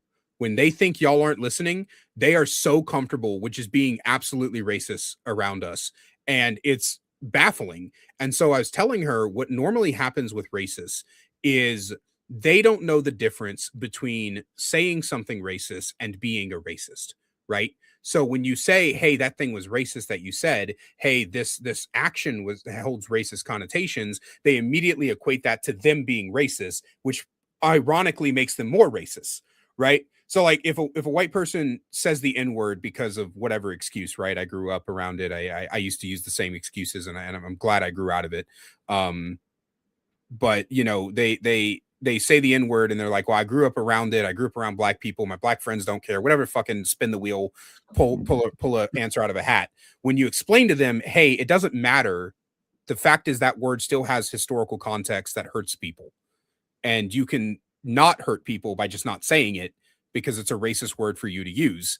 They take that and they immediately go, oh, you're calling me racist. I'm not racist. I love black people. Fuck you. Whereas if you actually cared about black people, and this is how it was explained to me, if you actually cared about black people, then you would stop using the fucking word. Yeah. And I hate that I have to argue with grown ass adults about this. I try to tell, I heard this phrase on Tumblr a long time ago. I don't know how to convince you to care about other people. I just don't. Don't. I have basic human empathy. And when someone tells me, hey, this thing you're doing is hurting someone, I stop doing that thing. Right. I don't know why that's so fucking hard. Because, and it's like you mentioned, it's because they go into a straight defensive position. Mm-hmm. And it's because they cannot look out. There's a lot of people who cannot look outside of themselves. They struggle to look outside of themselves. They, when they're looking at it, it's like, well, but like when I see, you do it or I see someone else do it, why does it matter? And I had I knew a dude who used to do that. And I told him, like, just go out in the streets and do it then. Mm-hmm. If you want to say it so much, just go out in the streets and start saying it. Yep. I'm not going to stop you. It's that famous news clip. What was that? Like you'll say it, I'll say it with you. Yeah. Like, yeah. If you want to say it so bad, say it. Yeah. It's just like it's so the way it was explained to me, because like I said, I'm not proud of it. I used to use the same excuses because my two best friends growing up were black. And I learned later in life that the reason they never stopped me was because they felt like the fight wasn't worth it. I didn't realize, like, after talking to a lot of black people with their white friends, like a lot of them, just don't think it's worth it to argue. So they'll just let their white friend do stupid shit, because what's the point in telling your white friend, hey, you're hurting me, if they're not going to care? Which hurts me that, my friends never thought that I would care. But the way it was explained to me by a coworker was, you've got 100 people in a room and there's a button and you press that button and 50 of those people get shocked. Not a big shock, but it's enough of an uncomfortable situation. The other 50 people in those room don't, but they also don't care if you press the button or not. So why would you ever press the button? It doesn't benefit you. It only hurts people. And 50% of the people in that room don't care. And that's why I hate the, oh, my black friends let me say it. Oh, I've talked to black people who don't care argument, because it doesn't matter, because there are black people who care. So what the fuck are you doing? Exactly. And so that's why, and it's the same way as, like, for the people who are like, well, my friends say it, blah, blah, blah. And I'm like, it's that same logic that, like, if you have 11 people on a table, right? At a table, and a Nazi walks in and sits at the table and nobody says anything about it, you have 12 Nazis. Exactly. And that's the thing, is that's why they just assume that it's okay or whatever. But, like, your friends, which I can't control your friends. I tell people I can't control your friends, but I do know I can control what you do around me. Yeah. And so, like, if you go up, and I've noticed this too, the same people who try to justify it in some regard, shape, or form, or they'll use the, well, nobody should. And I'm like, that's just taking it away because you can't say it. Yeah. This is literally the equivalent of being like, well, if I can't play with your Legos, then nobody can play with your Legos. Yeah. And I'm like, I'm sorry. Like, I have to put it in little kid terms because you guys are not smart enough to figure it out. Yeah. And it's like, and for, like, bringing it into my own experience, I'm queer. So the F slur is very commonly used against my community, and they do the same shit. They do the same shit. They try to justify the slur in every way they can. I was playing a match of Overwatch. I actually have the video, the VOD up on YouTube. And this guy kept calling one of the other guys the F slur. And I was like, bro, you got to chill. Like, I think it's funny y'all are flaming each other and everything, but you got to chill. And he was like, oh, I don't mean that word to refer to gay people. I was like, it doesn't matter what you mean. I don't care. Yeah, they're using the South Park argument here, bro. I don't give a shit what you think. That word is still used. I had that word screamed at me when I was jumped in a parking lot after I came out as bi. Like, right. I don't give a shit what you think that word refers to. I know the history of that word. I know what it does to me and my people. So shut the fuck up. No, and that's so true, because it's like, You know, it's crazy when they use the same thing with woke too. But when I think, I don't give a fuck what you think. I Mhm. want you to tell me, like, why are you using it? What does it mean? Well, what I think it means, I don't give a fuck what you think it means. I will tell you what it means. And so eventually they just get pissed off and they usually just fuck off out of the live. Yeah, And I'm like, okay, cool. the gentrification of the word woke has pissed me off so much. Mhm. Genuinely. I'm sorry, I didn't mean to interrupt you. No, you good. No, you good. It genuine. So when I first started hearing the word was in like 2000 and 2012, 2013 on Tumblr. And I was like, what the fuck is this stay woke? And so like any person should do, I looked it up. And I was like, oh, it's about staying aware. It's about making sure that you know what a microaggression is. It's about understanding how the government is, you know, working to put all of us against each other. It's all of these different things. And when I saw that, I was like, dude, that is, you know, I love that terminology. That makes, you know, it inspires me. I love revolutionary shit. I'm a very, like, when I say I'm deep into social justice activism, I am. I do a lot of things that I don't publicly announce because I don't care if people publicly announce the activism they do. I just don't feel like doing it. I'd rather do it in the sidelines. But I get inspired by that kind of shit. And so I loved it. And nowadays, woke went from meaning stay aware, stay conscious, always make sure you understand what the government is doing, what society is doing, what the systems are doing, and how that affects marginalized people to there's a woman in my video game. Yep. I fucking hate the devolution of that word. And they And did that that's shit why, on purpose. yeah, and that's why I just tell when I talk, when people try to come into the lives and bring it up, and they're like, well, it's about leftist propaganda, and I'm like, where does it in the definition does it say leftist propaganda? What the And fuck is that? I use it very like this, that same kind of tone. Yeah. Just like, can you just explain what woke is? Well, it's just like it's trying to use trying to bring in things that are, you know, are not true. And I'm like, well, you have to prove that these things aren't true. And the Mhm. second thing then is that you can't just, because you can't just go and say something, because we live in an era right now that I'm not just going to take your word on something. Yeah. You know, we're not just going to take your word on something. You have to actually sit there and you have to prove what it is. And like, if you can't prove that, then your shit does not work. Yeah. And I'm not going to sit here and go be like, well, this is just how I feel about it. I don't care what you feel, because Mhm. your feelings do not triumph like this. And that's probably one of the biggest problems right now, is that there's a lot of people who believe that their overall feelings will triumph over what actual, like, it's whatever statistical real data actually comes out. Yeah. Studies, whatever it is, you know. And it's like, well, these studies could be biased. Okay, cool. So start giving me some studies so I can go look up what you're talking about. Mhm. Well, I don't have any. Okay, cool. Then you're just fucking lying. Yeah. I'm just gonna just say it. You're just fucking lying. I'm not gonna sit here. I'm not gonna get mad at you.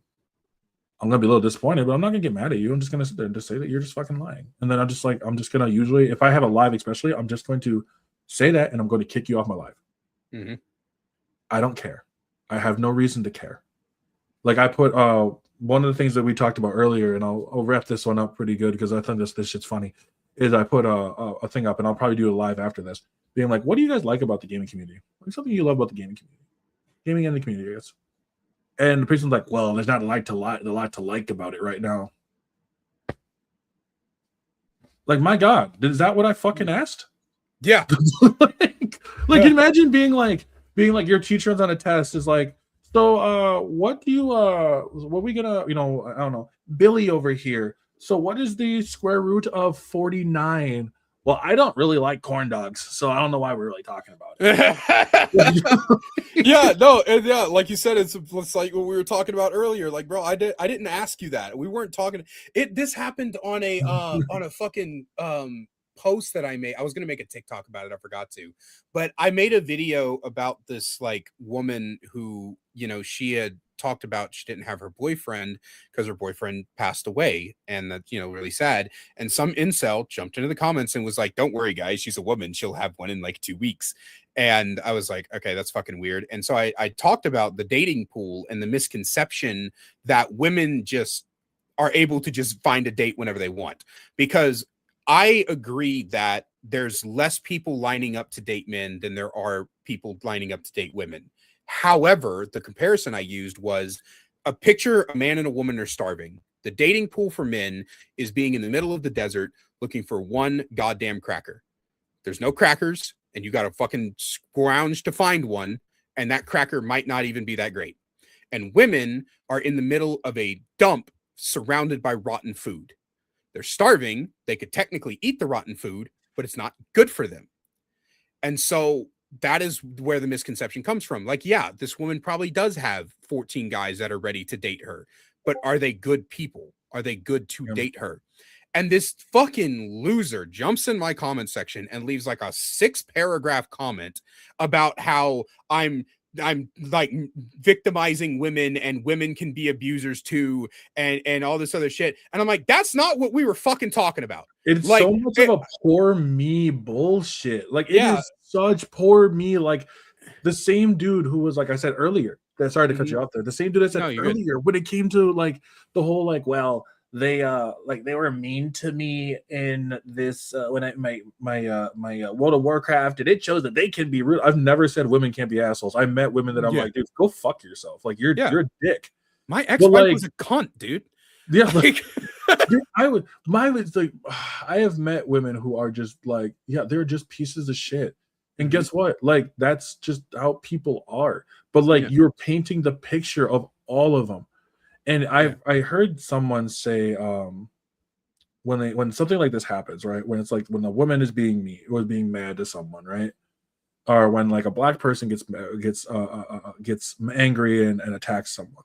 And you always find it interesting, and I'll land on this. There's a saying saying when it's a white person, it's an individual. When it's a minority, it's a collective. I've never heard that before, but that's so fucking accurate. It is. It's just like, well, all women just want to go fucking do whatever they want. Okay. Like, imagine being mad because, like, I'm like, you're just mad because you're not picked, bro. Well, it's like you're mad because the women the women that are probably around you or in your life don't want anything to do with you. Yeah, because you're just not a good person in general. You're not going there with being like, hey, damn, dude. Like, if I found out, let's say my wife's sister's boyfriend passed away, I'd be like, damn, dude, that's fucking awful. Yeah. But like, it's the fact that you're like, oh my God, I'm so sorry. So anyways, I was thinking that we could go Arby's, like, no. Yeah, no, it's genuine. Like, I have a I don't know if I'll call it a passion project is probably the best way to put it. But I have an obsession with debating incels because I used to be one, right? I used to be too. One of the big things about me, as you probably discovered through this conversation, is I used to be a not good person. I said racist things, did racist things. I was an incel. I said misogynistic things. And if you put 16-year-old me in front of current me, I would beat the shit out of him until he was dead. Genuinely, I cannot stand what I was.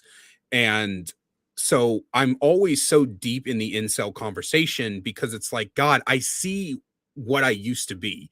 And I hate seeing that happen to so many of you, because the reason you're lonely, the reason you don't have anybody is because you're a horrible fucking individual.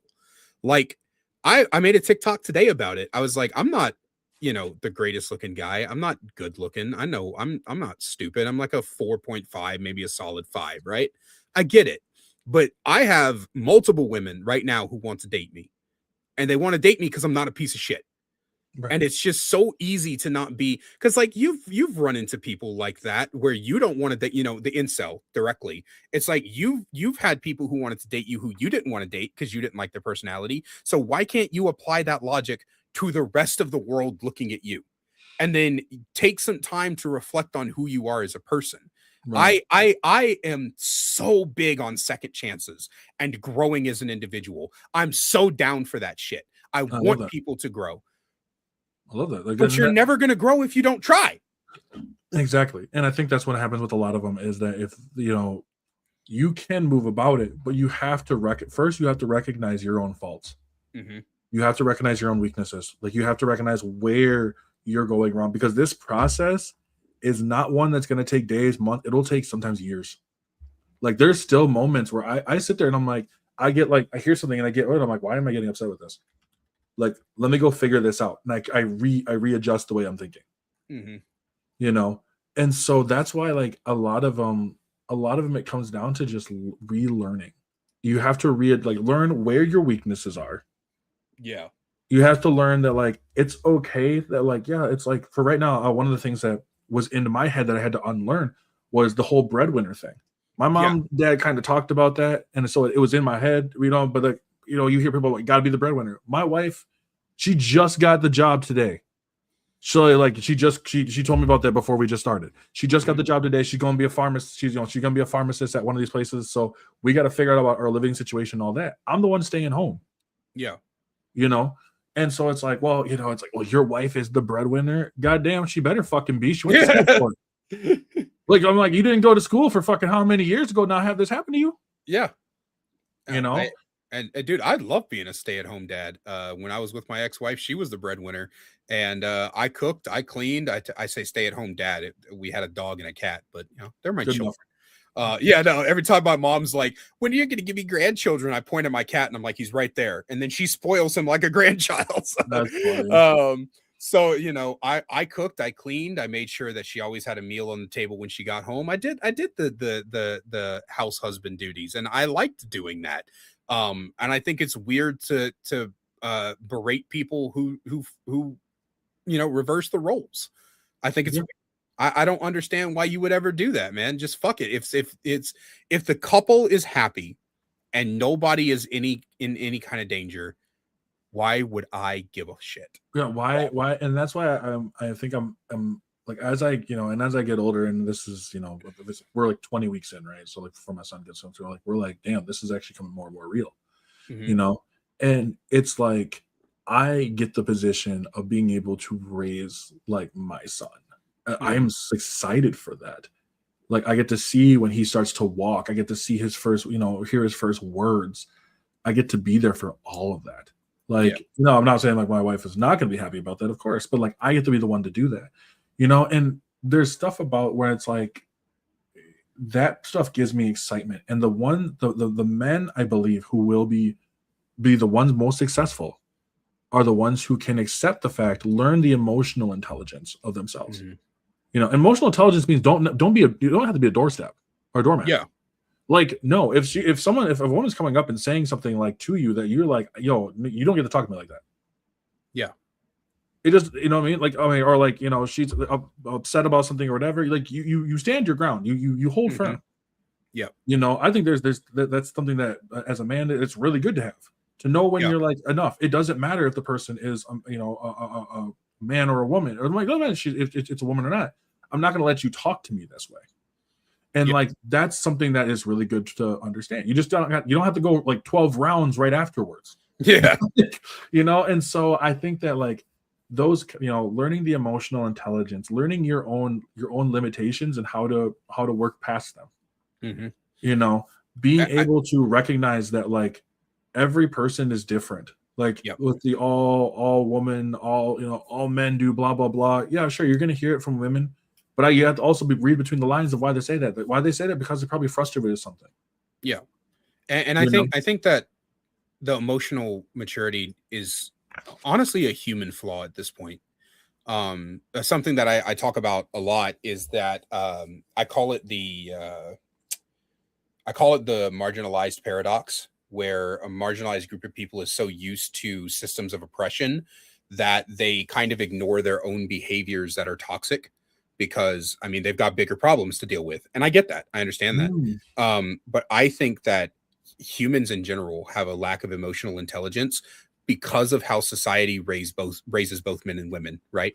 It raises men to hoard everything, bottle it all in, never cry, never talk about your feelings. There's the incel red pill propaganda of, oh, if you tell a woman your feelings, she'll just use it against you every time. And that's just not how all women work. But then on the opposite side, you have women who were socialized to be the people pleaser. And so their emotional maturity, instead of snapping in anger one day, often devolves into them just disconnecting themselves from the other person. Like, when my ex-wife and I separated, she admitted to me that like 6 months before we broke up, she had already broken up with me in her head. And so we when we separated, it didn't affect her. She was dating someone else in like a month. I was crushed for 2 years. Yeah, I And can I can it's understand it's one of those things where if she'd have had the emotional maturity to just end it when she was ready, I could have healed faster. And I think that a lot of women don't, because they just want they want the guy to be happy, because they're taught to. I'm not going to mince words here. They are taught by society, by the news, by media, that men are dangerous when you hurt their feelings. Men will kill you. And so a lot of them, they don't know how to communicate properly because men don't have the emotional maturity to handle the communication, and women don't have the emotional maturity to say what's on their mind. And it leads to this devolution where we've invented these words like weaponized incompetence, which does hold some validity. But at the same time, sometimes the guy is just ADHD. I'm not fucking with you here. Like, I've seen some of these weapon, like putting, okay, oh, we cooked food and we have it in a pot. Okay, put the food up. And then the woman opens the fridge and there's the pot is in the fridge. And they're like, what is the man doing? And I'm like, I do that. I would be different because if I like saw the big ass pot in the fridge, I'm gonna be sitting there and be like, look at my wife, and be like, I do it all the time. I hate doing dishes, dog. I would use paper pots if I could. Fuck them dishes. paper pots. You know, so like I don't do Tupperware and all that shit. I just put the pot, and then when the food gets low enough, you know, if I make a big pot of like goulash, and then when it gets down to like there's only like maybe 2 servings left, then I'll put it in some Tupperware or something, you know, or if I need the pot. But you know, it's stuff like that, or like folding towels. Like for me, I fold them once horizontally or vertically, I don't know, long ways, and then I roll it. And my ex-wife hated that shit. She was like, that's not the proper way to fold towels. You got to fold them in thirds. And I'm like, no, that's the way you fold them. You know what I mean? I don't fold them in thirds. Yeah, yeah. I roll them up, like that's how I fold. That's how I fold clothes. Like my shirts, I put them in half and I roll them. And I don't like that at all. You know, like it's like, and so that's what I'm talking about. Where like there's this disconnect between emotional maturity. Like I think of the two sexes, men need more emotional maturity training. But I think that a lot of women have these toxic traits about them that they don't realize because they're in a patriarchy. And the patriarchy is more important to deal with. And I understand that. But I think that at the same time, we as people, I was going to make a video about this a while ago. I ended up not doing it. I hate the gender wars. I hate them so much because there's so many problems on both sides of the gender spectrum that we don't acknowledge because we're too concerned about who has it worse, right? Like you talk about, oh, men have trouble dating because we're often seen as disposable and we're not, you know, how many times have you heard the phrase, I saw a hot woman the other day and she was with the ugliest man and I just don't get it. I saw you do a video about that. Yeah. Mm-hmm. Like you talk about like why that woman was just like, why is like this woman who's super attractive being with some dude who's ugly? Yeah. It's, you know, you see that all the time. And it's like, you know, so men are often seen as the less attractive gender, even though, you know, a good population is straight women and they're obviously attracted to us in some kind of capacity. You know what I mean? Mm-hmm. But, you know, so they have that trouble. But then women have the trouble where there's just too many guys who see them as sex objects and they don't see them as real people, and they see them as a future wife who's going to just take care of the home and take care of them and all this other shit. And I don't understand why, even though the woman's problem is 10 times worse, we can't focus on both. We can't focus on both making it to where men are more, you know, socially accepted. And like men's fashion, for example, is atrocious. It's absolutely, you have the underdressed boyfriend with the overdressed girlfriend. You know why? It's because men have plaids, button downs, and polos, and that's fucking it. That's all we have, dude.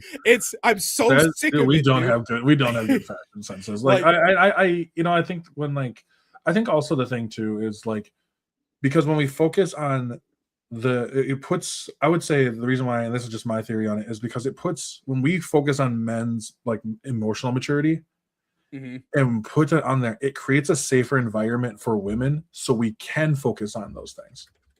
because until we can get men to a point where they're not like blowing the fuck up and actually like murking every woman because they told him no, Mm-hmm. they'll always have to put that woman will always have to be in that state of like, I just don't want to be near that. So Yeah. once we get them into a safer and like, get women to feel more safer around the men themselves. Yeah. And this is why it's gonna come down. Honestly, I believe this, and it's kind of fucked up. It's gonna be this. It's like selective breeding thing at this point. Yeah. They're gonna have to basically. You're just gonna breed the fucking hatred out of it Mm-hmm. because we're seeing that right now. This is why we're seeing a lot of these men who are that are not, they're not in any relationship or blah blah blah, they're not having any kind of intercourse or anything like that. The reason why is because women don't want to be around you. So when they don't, and then they're getting into their 20s and then their 30s and up and being like, well, they just don't want to be around, blah blah blah. Yeah, no, they don't. But also we have a society that also tells them that their problems are not theirs. Yeah. They tell them that their problem, the reason why your problem is because they're being too much. Mm-hmm. They're doing too much. You know what I mean? They're being, and so it's like, until we can get at least one to a safe spot, then we can be like, all right, like, I'm glad that you feel safe around them because y'all got some issues, you gotta work through some. Yeah. Yeah. And oh, sorry. No, you're good. I agree. I 100% agree that we need to definitely fix the current problem that we're having of men. I think I see it as we can do both at the same time, but we need to do both at the same time while having a larger focus on the bigger issues. So like I compare it to, like I was talking about earlier, I talk a lot about fat men's issues. I think we need to focus on how fat women are treated as a danger by insecure men, because these men love fat women, but they don't want to admit they like fat women. And so when they're talking on the internet and the guy gets this idea in his head that the woman's not fat, she shows up and then he bully and abuses her and all of this other stuff. I think we need to focus on making sure that fat phobia is, reduced, and that fat women are protected from aggressive men. Especially black women too. Yes. Oh my God. Misogynoir is horrid. It is. It took me a long time to figure out why, but I think I got it the other day. It's because black women face racism, misogyny, and anti-blackness all at the same time. And I don't think that people realize there's a difference between racism and anti-blackness, because anti-blackness is built into American culture and society. And it's because like they are specifically like anti-blackness is so prevalent that even people of color are anti-black, even though they face very similar things. Like the negative perception of black people is so deeply ingrained in this culture that I think even black people have to unlearn anti-blackness. They do. Like it's horrid. I'm an example of that, because where I grew up around people who were white. I had three black kids in the entire school system, so everyone I knew around was white. Very conservative leaning town, anyways. So it was very much a lot of my views, that only time I saw of it was people who were, MTV. MTV, that's where I saw it. So I didn't want anything to do with like being black, because I associated all that stuff with just being black in general. Mm-hmm. And I went through and I hated myself for it. So I was through a lot of anti-black. Like, I mean, I could talk like this, but my voice sounded like this the entire time. You know what I mean? Yeah. Damn motherfuckers. Like, it was like that every, and that's what I sounded like when I started to think about it. And so me and my wife moved so she could go to, when she went to college, and I had a choice to stay and I had a choice to go. And I was like, fuck it, I'm going with her. I was like, I want to be in this fucking town anyways.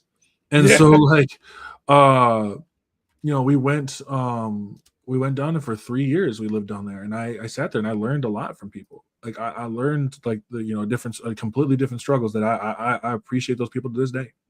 Mm-hmm. And I learned about that. I learned more about it. I spent time on it, and I obviously TikTok helped too. I went through TikToks, and I would sit there and I would learn, I would listen, and it changed my opinion to the point where it started changing. It changed how you view people. Like I hear things differently, you know, where Yeah. like where people were just like, well, it's I don't know why you changed, blah blah blah. It's because I started became woke, bro. I became Yep. alert. I became alert of what was actually going on in my country instead of just burying my head in the sand, and I started losing people from it, and I was like very much like, yo, I can't stand it. Like you guys think I'm the same person, but I'm not. You Yeah. know, I was And very much an Uncle Ruckus for quite a while, and to be able to stand there and say that I'm not that way, like I would do whatever I could to go. I would love to go back 20 years and fix that shit. mm-hmm. You know what I mean? I'd also like to go back 20 years so I could actually make some better choices. But like, Yeah. but like, it is what it is what it is. And so I learned about it now. And so when I'm very much the people that I've learned to be around me, it's a good feeling. It's a good feeling for me as just a man, as a black man, and just being just a better person in general. Yeah. Because otherwise, my wife would have dipped a long time ago. I wouldn't have a kid like something like that. No, my wife Mm-hmm. would have dipped a long time ago. I mean, my wife is half white. She's half white. She's half Turkish. Mm-hmm. She still has a slight accent. She's faced stuff like her own version of like racism, that kind of stuff like that. Yep. She's faced that kind of like, because like I said, she's in an interracial relationship. So you know, she's also a bigger woman too. So I Mm-hmm. got that like, oh my god, this is who you're dating, and I'm like, yeah, she loves me. Yep. Yep. Like, and at the end of the day, that's all that fucking matters. Mm-hmm. And Like yeah. yeah, And she, dude, and like that thing about losing people as you grow progressive is so true. And sometimes you're surprised at who you lose. My best friend for 14 years was a black man.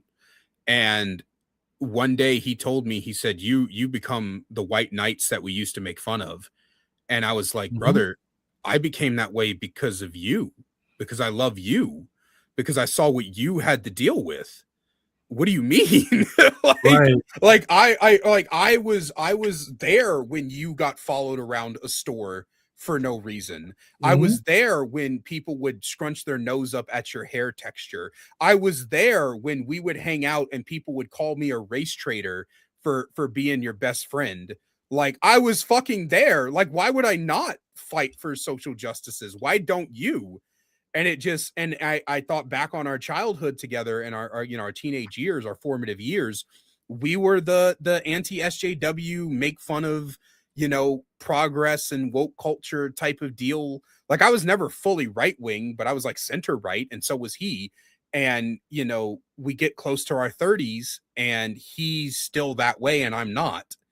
And it was it kills me to walk away from him because I love him with all my heart. He was my best friend for years. He was the first person I ever told about my sexuality. He was like, when I got essayed by a woman in high school, he was the only one who believed me, and cut ties with her and stuff. And but it's just like it's one of those things where unfortunately, part of being progressive, part of being left leaning, and part of growing out of that mentality is you're going to lose people, and it sucks. And they're going to be people you deeply love and care about, but you mhm. can't save everyone.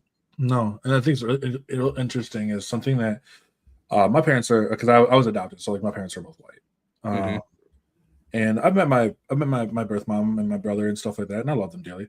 And like, when it's crazy because like when I came back and like the stuff I was telling my parents like said there like we were just waiting for you to figure this out. Mm-hmm. Like there's nothing because they're like, as people who are white, there's nothing we can tell you about this, about the stuff that goes on. We were aware, like they were ready to move. If our town would have been like more like would have been like racist towards me, which they were in their own ways, Mm-hmm. but you don't figure that out till later. But like, they were ready to just pack up and move Yeah. to make sure that I was going to be okay. And then that's why they're like, when you were, a person who was right wing and right wing and they're left wing people, and I go talk about it. And I'm like, this is what's stuff that's going on. This is what I pay attention to. Why I pay attention to it. I'm like, especially because I have a kid on the way that's going to Mm-hmm. be mixed, and so my goal is to make sure that my kid lives a fun, healthy life, but also in a world that's not going to try to fuck him over every Yeah. 5 seconds. So I understand that kind of stuff, you know. And so I told her, like, I worked through that, and that's what they were like. I'm glad that you've gotten to this point. Mm-hmm. And I was like, I wouldn't be that way, one, if it wasn't for my wife to help me out. Yep. You know, and I was like, two, I sat there and I would get pissed when I would see like feminist lives or TikTok, you know, like TikTok live debates, and then I just sat there one day just thinking about it. And why am I getting mad at this? Yeah. And I don't remember what really pushed it. Oh, it was the fact that I was getting upset over seeing this woman who was talking about sales and how much money she makes, and it's relating to me because it's making me think breadwinner, breadwinner, breadwinner. Yeah. And like, I'm sitting there and I'm like, I don't even fucking like sales. Yeah. I fucking hate it. Like, I was like, why am I getting pissed? Yeah. And so like, it just started, like, I started to start thinking and just restart going through my process. And it's a never-ending process because that's years of indoctrination. It is, and years. it's so, for me, the turning point was recognizing that I was using my own experiences to fuel my perception of other people's. So like I was trigger warning for anybody for sexual assault. I've been raped 3 times in my life. Twice by men and once by a woman. And the woman was when I was a teenager. She was 18, I was 16. And every time I would tell that story, what's the first reaction? Oh, you're so lucky. You should be lucky. Yeah, where were those women when I was around? And I felt horrible because, especially the story behind it. I'm not going to go into the whole thing, but basically, she was a friend, and she was the kind of girl that hated when men in her life gave other women attention. So I wanted her advice to ask out this girl in my class, and her response was to drug me and, you know, and film it and then send it to the girl I wanted to date and tell her that I was lying about liking her. Yeah, it was fucking wild, dude. Holy shit. So, but throughout my life, what would happen is it wasn't just the men who invalidated me. It was the women in my life as well. It was women who would tell me, oh, wait, that can't happen to you. You can't be forced into it, you know? And so I became like anti-feminist. I was one of those Tumblr people that was like, I'm not a feminist. I'm an egalitarian. You know what I mean? I don't know if you were on Tumblr, but it was a horse. No, but I've heard it. So I was one of those people because I was letting my experience, I was getting sick of watching all the blame for rape culture get put on men. And at one point, somewhere in like my early 20s, I'd say 21, 22 years old, I woke up, so to speak. Stay woke, woke up. I woke up and I realized that I can fight for women's issues and fight for my own. I can fight against rape culture and the way women participate in it while also fighting to close the wage gap, to make women more socially acceptable, to make sure that men don't see them as objects, to stand up for them. I can stand up for them while standing up for myself. And I think what keeps a lot of people on the right and the center right isn't necessarily their morals or convictions. It is the misunderstanding that you can fight for other people's problems along with your own. You can fight for better rates in divorces or joint custody or the stigmatization against men while also fighting to dismantle the systems of oppression that, let's be honest with ourselves, are the reason you're facing those issues. It is the patriarchy as to why I face the issues I do as a male victim of a female rapist or a male victim of female domestic violence or an emotional abuse. It is because as a male presenting person, I am expected to handle all this shit and I'm expected to be the abuser. So I can't be the victim. And that's all that system that's hurting me is hurting women too. The system that hurts me as a poor white person who can't make any money is racism. It's that I have to dismantle it because even if it wasn't human empathy for what Black people, Asian people, Mexican people, immigrants all go through, you know, even if it wasn't that, it's affecting me too. Racism's fucking me over, bro. I can't afford to eat and pay the rent. And it's because racism is in our fucking country. Wasn't it the saying that like colleges used to be free until, I don't remember if this is true or not, but I remember saying something saying colleges used to be free until Black people started wanting to actually like join in with college, and then it's a bar that gets set, which I wouldn't be surprised. Yeah, I wouldn't be Um, surprised. I haven't looked into it, but I I haven't haven't looked looked into it into it. either, but I might. But I wouldn't be surprised at all Yeah, because once inclusion starts, it eliminates the what's that word I'm looking for? The privilege. It yeah. eliminates the privilege. What's the saying? How's it go? Position when you're in a position of privilege, equality feels like oppression. Yes, that's what's happening. That's why there is such a push. I believe in even personally, I don't believe in this push in our country right now. That's why so many people are like, well, what about blah blah blah? They Mhm. attacked everything in the book. If black people could lose their rights right now, they would. You have Yep. these old like white pastors who are talking about repealing the 19th Amendment. Hmm. It's just like it's trying to push back into like this era, and it's so, and that's why I sit there and I'm like, I I there's you we want to build because it's not going to happen in my lifetime, and I'm aware No. of that. But I want I look at it for my son. I look at it for if my friends' kids. Hmm. The moment one of my close friends, they are the type that are kind of they're white too, but they're kind of like put the head in the ground kind of thing. And I've been very more like, hey, you need to do this, Yeah, and not it, just for it's yourself, but do it for these. Because I'm like, when you have a kid that's gay. yeah. I was like, I don't want to see your kid all of a sudden lose their right to basically exist because one day you'll sit there and be like, damn, I wish I could do more. Well, and that's I had to tell that to my granny. My granny, she's not my biological grandmother. My biological grandmother's a twat. And when my granny found out about how shittily my biological grandmother treated me, she basically brought me into her family. So it wasn't she was my babysitter, and she brought me into her family. So they're my aunts and uncles, my cousins, those are all her blood relatives, and I've always been treated as just her oldest grandchild.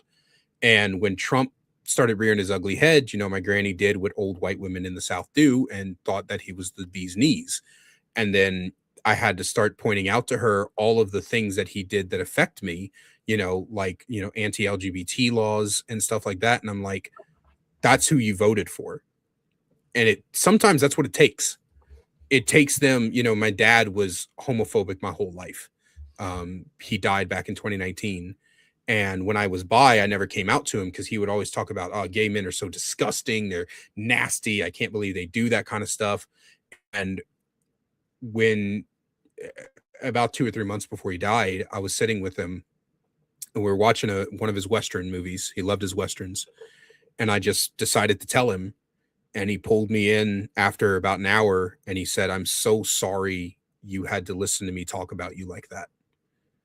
Um, it struck him that every time he talked about gay men and how disgusting they were, he was talking about his son.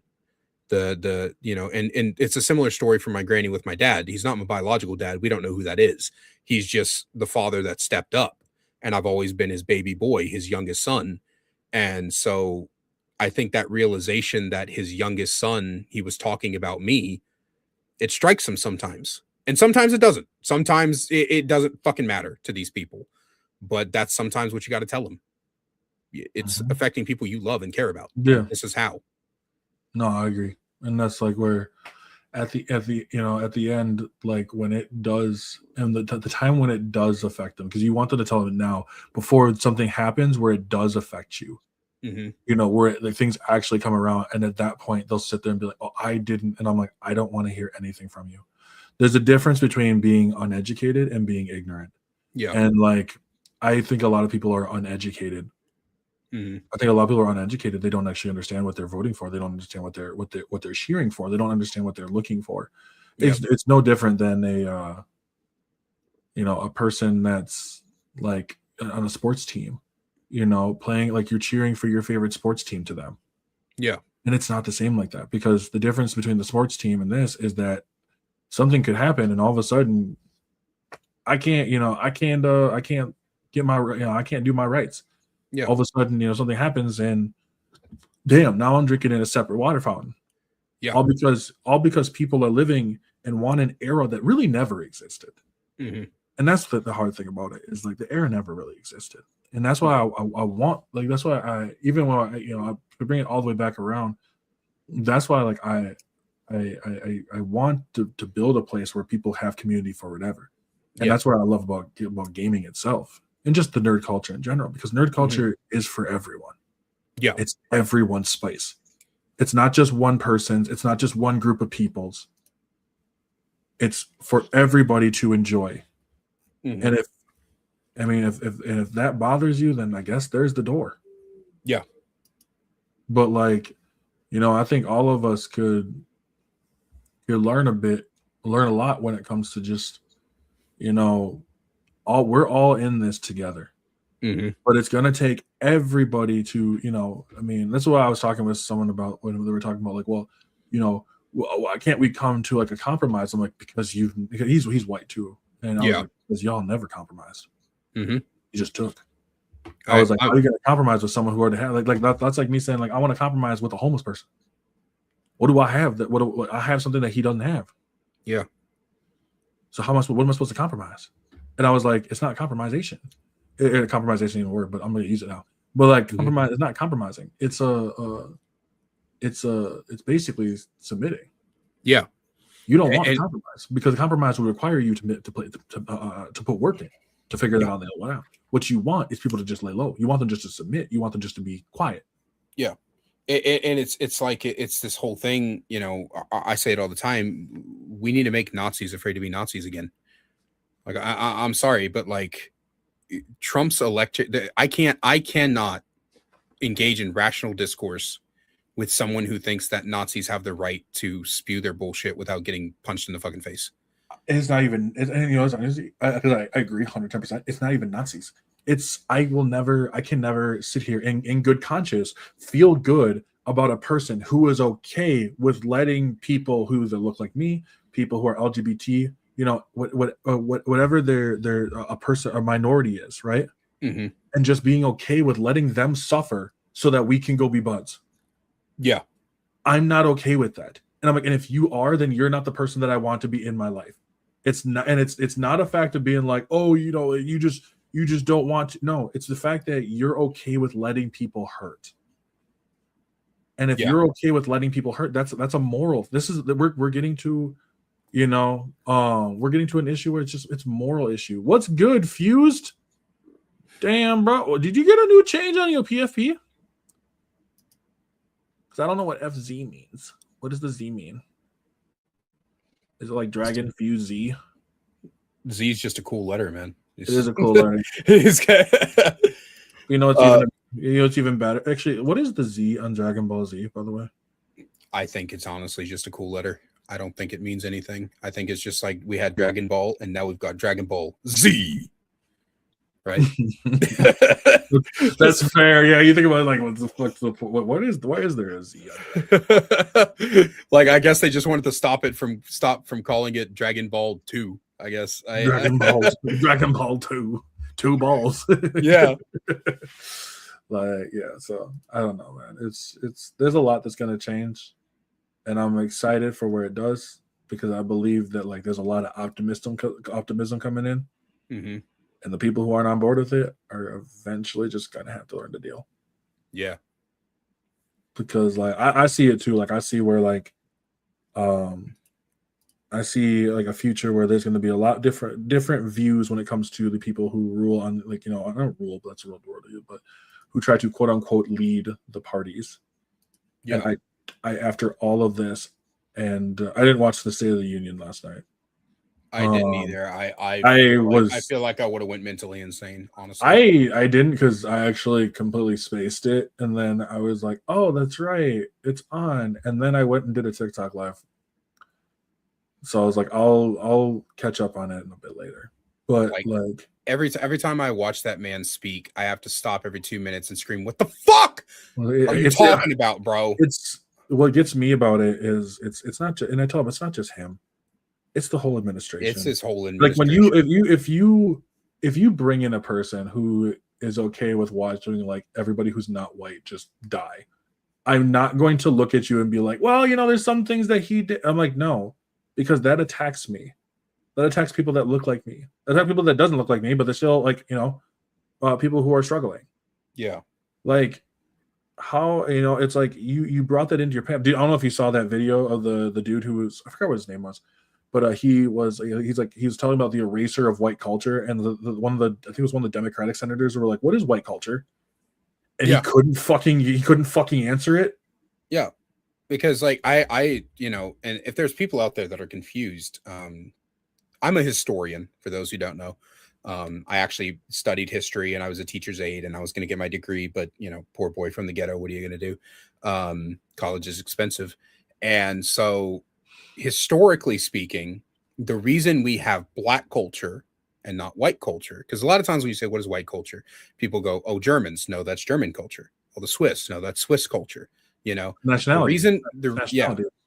the reason we have black culture and not white culture is because black people through slavery lost their culture. They lost everything. And so they had to build, when we say black culture, we're not referring to a black man in the Caribbeans or a black man in Somalia or Egypt. We're referring to black Americans specifically because that is where they had to rebuild their culture. That is why we have black culture, but we don't have white culture because white people didn't have to rebuild shit. If you want to know what your culture is, go back in your family heritage. You're going to fucking find it because your documentation wasn't erased. Your shit wasn't burned and buried and drowned. You got it, dog. You're Irish. You got Irish culture. There's no such thing. White culture, white American culture, unfortunately, is racism. And I don't know about other white people, but I don't want to protect that. That's not something I want to stick around. Nah, I'm good with that, fam. Yeah. Like, at the end of it, I'm good with that. But I'm gonna wrap up here with two real quick questions for you. Sure, of course. First one is always, where can they find you here? Jojo R. Kaiser on basically every platform. YouTube, Twitch, TikTok. Just JOJOR and then KAISER is always the best places to find me. Instagram, yeah, it's Jojo R. Kaiser everywhere. I like realize like I fucking like punch like the keys. It's fucking crazy. It's like I just have no like there's no like finesse with my things. Like I am like I'm trying to hurt the letter T right now. But then in the last one I like asking people is watching the stream and playing, is that Battlefront 2? Also not to be racist, although I don't like clankers. Well, I mean if you I like us clone meat bags. Bad Star Wars rap. You're all good. You're all good. I get it. That was one of my things when I said about like explain your what's it called? Your favorite video game poorly. And it was it was like a furry and a clanker fight capitalism. Ratchet and Clank. So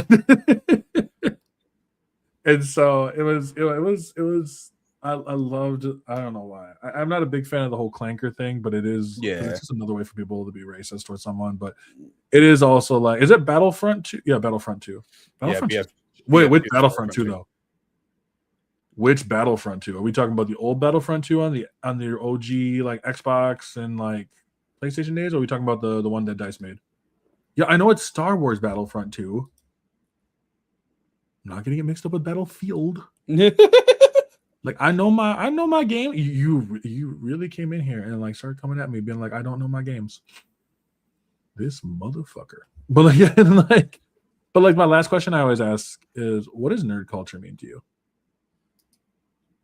Nerd culture to me is a solstice for people who were outcasted when they were growing up, and nowadays it is a community driven collaboration of people who just want to enjoy traditionally nerdy things. I don't think nerd culture becoming mainstream has changed the fact that it is for the outcasts. It is for the people who were never very popular, even if it is popular now, and you shouldn't let popularity ruin that sense of connection.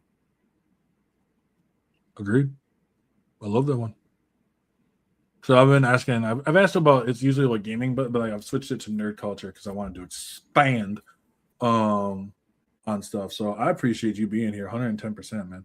I appreciate it. The conversation has been absolutely enthralling. I love stuff like this. So I appreciate you inviting me. My chat also loved it. They they were participating. I just don't read chat when I do collaborations, but everybody in chat said they absolutely enjoyed this conversation fully. It was very, very good. I love that. I'm glad too. Like I'm always worried. I'm like, how do they feel on the other side? Like, is this like he gonna get off and be like, "Fuck this motherfucker"? Like, yeah, dude. I did an interview with a guy one time when I was in DBD, and after it was done, I was like, I don't think he liked doing this very much. It's just like the most uninvested conversation I've ever had. I felt like I was hitting on a woman at a bar. No, I'm saying. Damn. Yeah. Like I get that though. Like some people, or I do. Where there's been days where I usually every time I'm done, I'm like, okay, that was a really good one. Like the one did yesterday was super good, and I was like, yeah, this is a really good one. You know, go sometimes. I felt there's one of them I'm probably gonna go get a hold of again, and want to talk to again because I felt so bad because I used to work overnights, and so I had to work overnights, but I couldn't go to sleep, so I had to do it at like 8:00 at night. Oh, and so I'm trying to stay up while and I can just see. I was just kind of watching it a bit, and I could see in my face I'm just fading in and out. Yeah, like the eyes are glazed. I feel so bad. I had someone else in there being like, "Bro, you look like you're so uninterested." I'm like, "That's just my natural face. Like my natural face." Like I look like I just could give a fuck about everything. Yeah. But no, like it's like I have to like actually talk and stuff. So I'm like, yeah, I got like like I don't have like resting bitch face or anything like that. I got like resting, I don't care face. Like it's kind of like I always joke about I think it's Ice Cube that has a face that he just makes the face. Yeah. Like, the face that will make you feel stupid despite the fact that he could be proud of you, and he's just like, yeah, and you're like, damn, I don't know what I did, but I fucked up. Exactly. Exactly. Alrighty, guys. But for those who also know too, Twitch and YouTube is where you can catch me on my streams and on these podcasts itself, because that's how you're watching this. For those also, TikTok is where you'll see a majority of my stuff. I have a bunch of shit to upload to like YouTube and Insta. I do like these batches where I make all of the videos throughout like pretty much almost like the whole month. There's a lot of videos like gaming videos outside you won't see, and then I'll just shove them all like towards the end, so I just have like a whole plethora of stuff that they're watching. But then you can also catch me on Instagram. You can also catch me on Threads, but I don't think anyone's even on Threads anymore. And then you could also catch me on. I have my own like page on the Facebook as well. So that's what you get me though. But for everybody else, you guys have a fantastic rest of the day. And as always, I'm Taylor from Afro OG, and I'll catch you all in the next one. Later.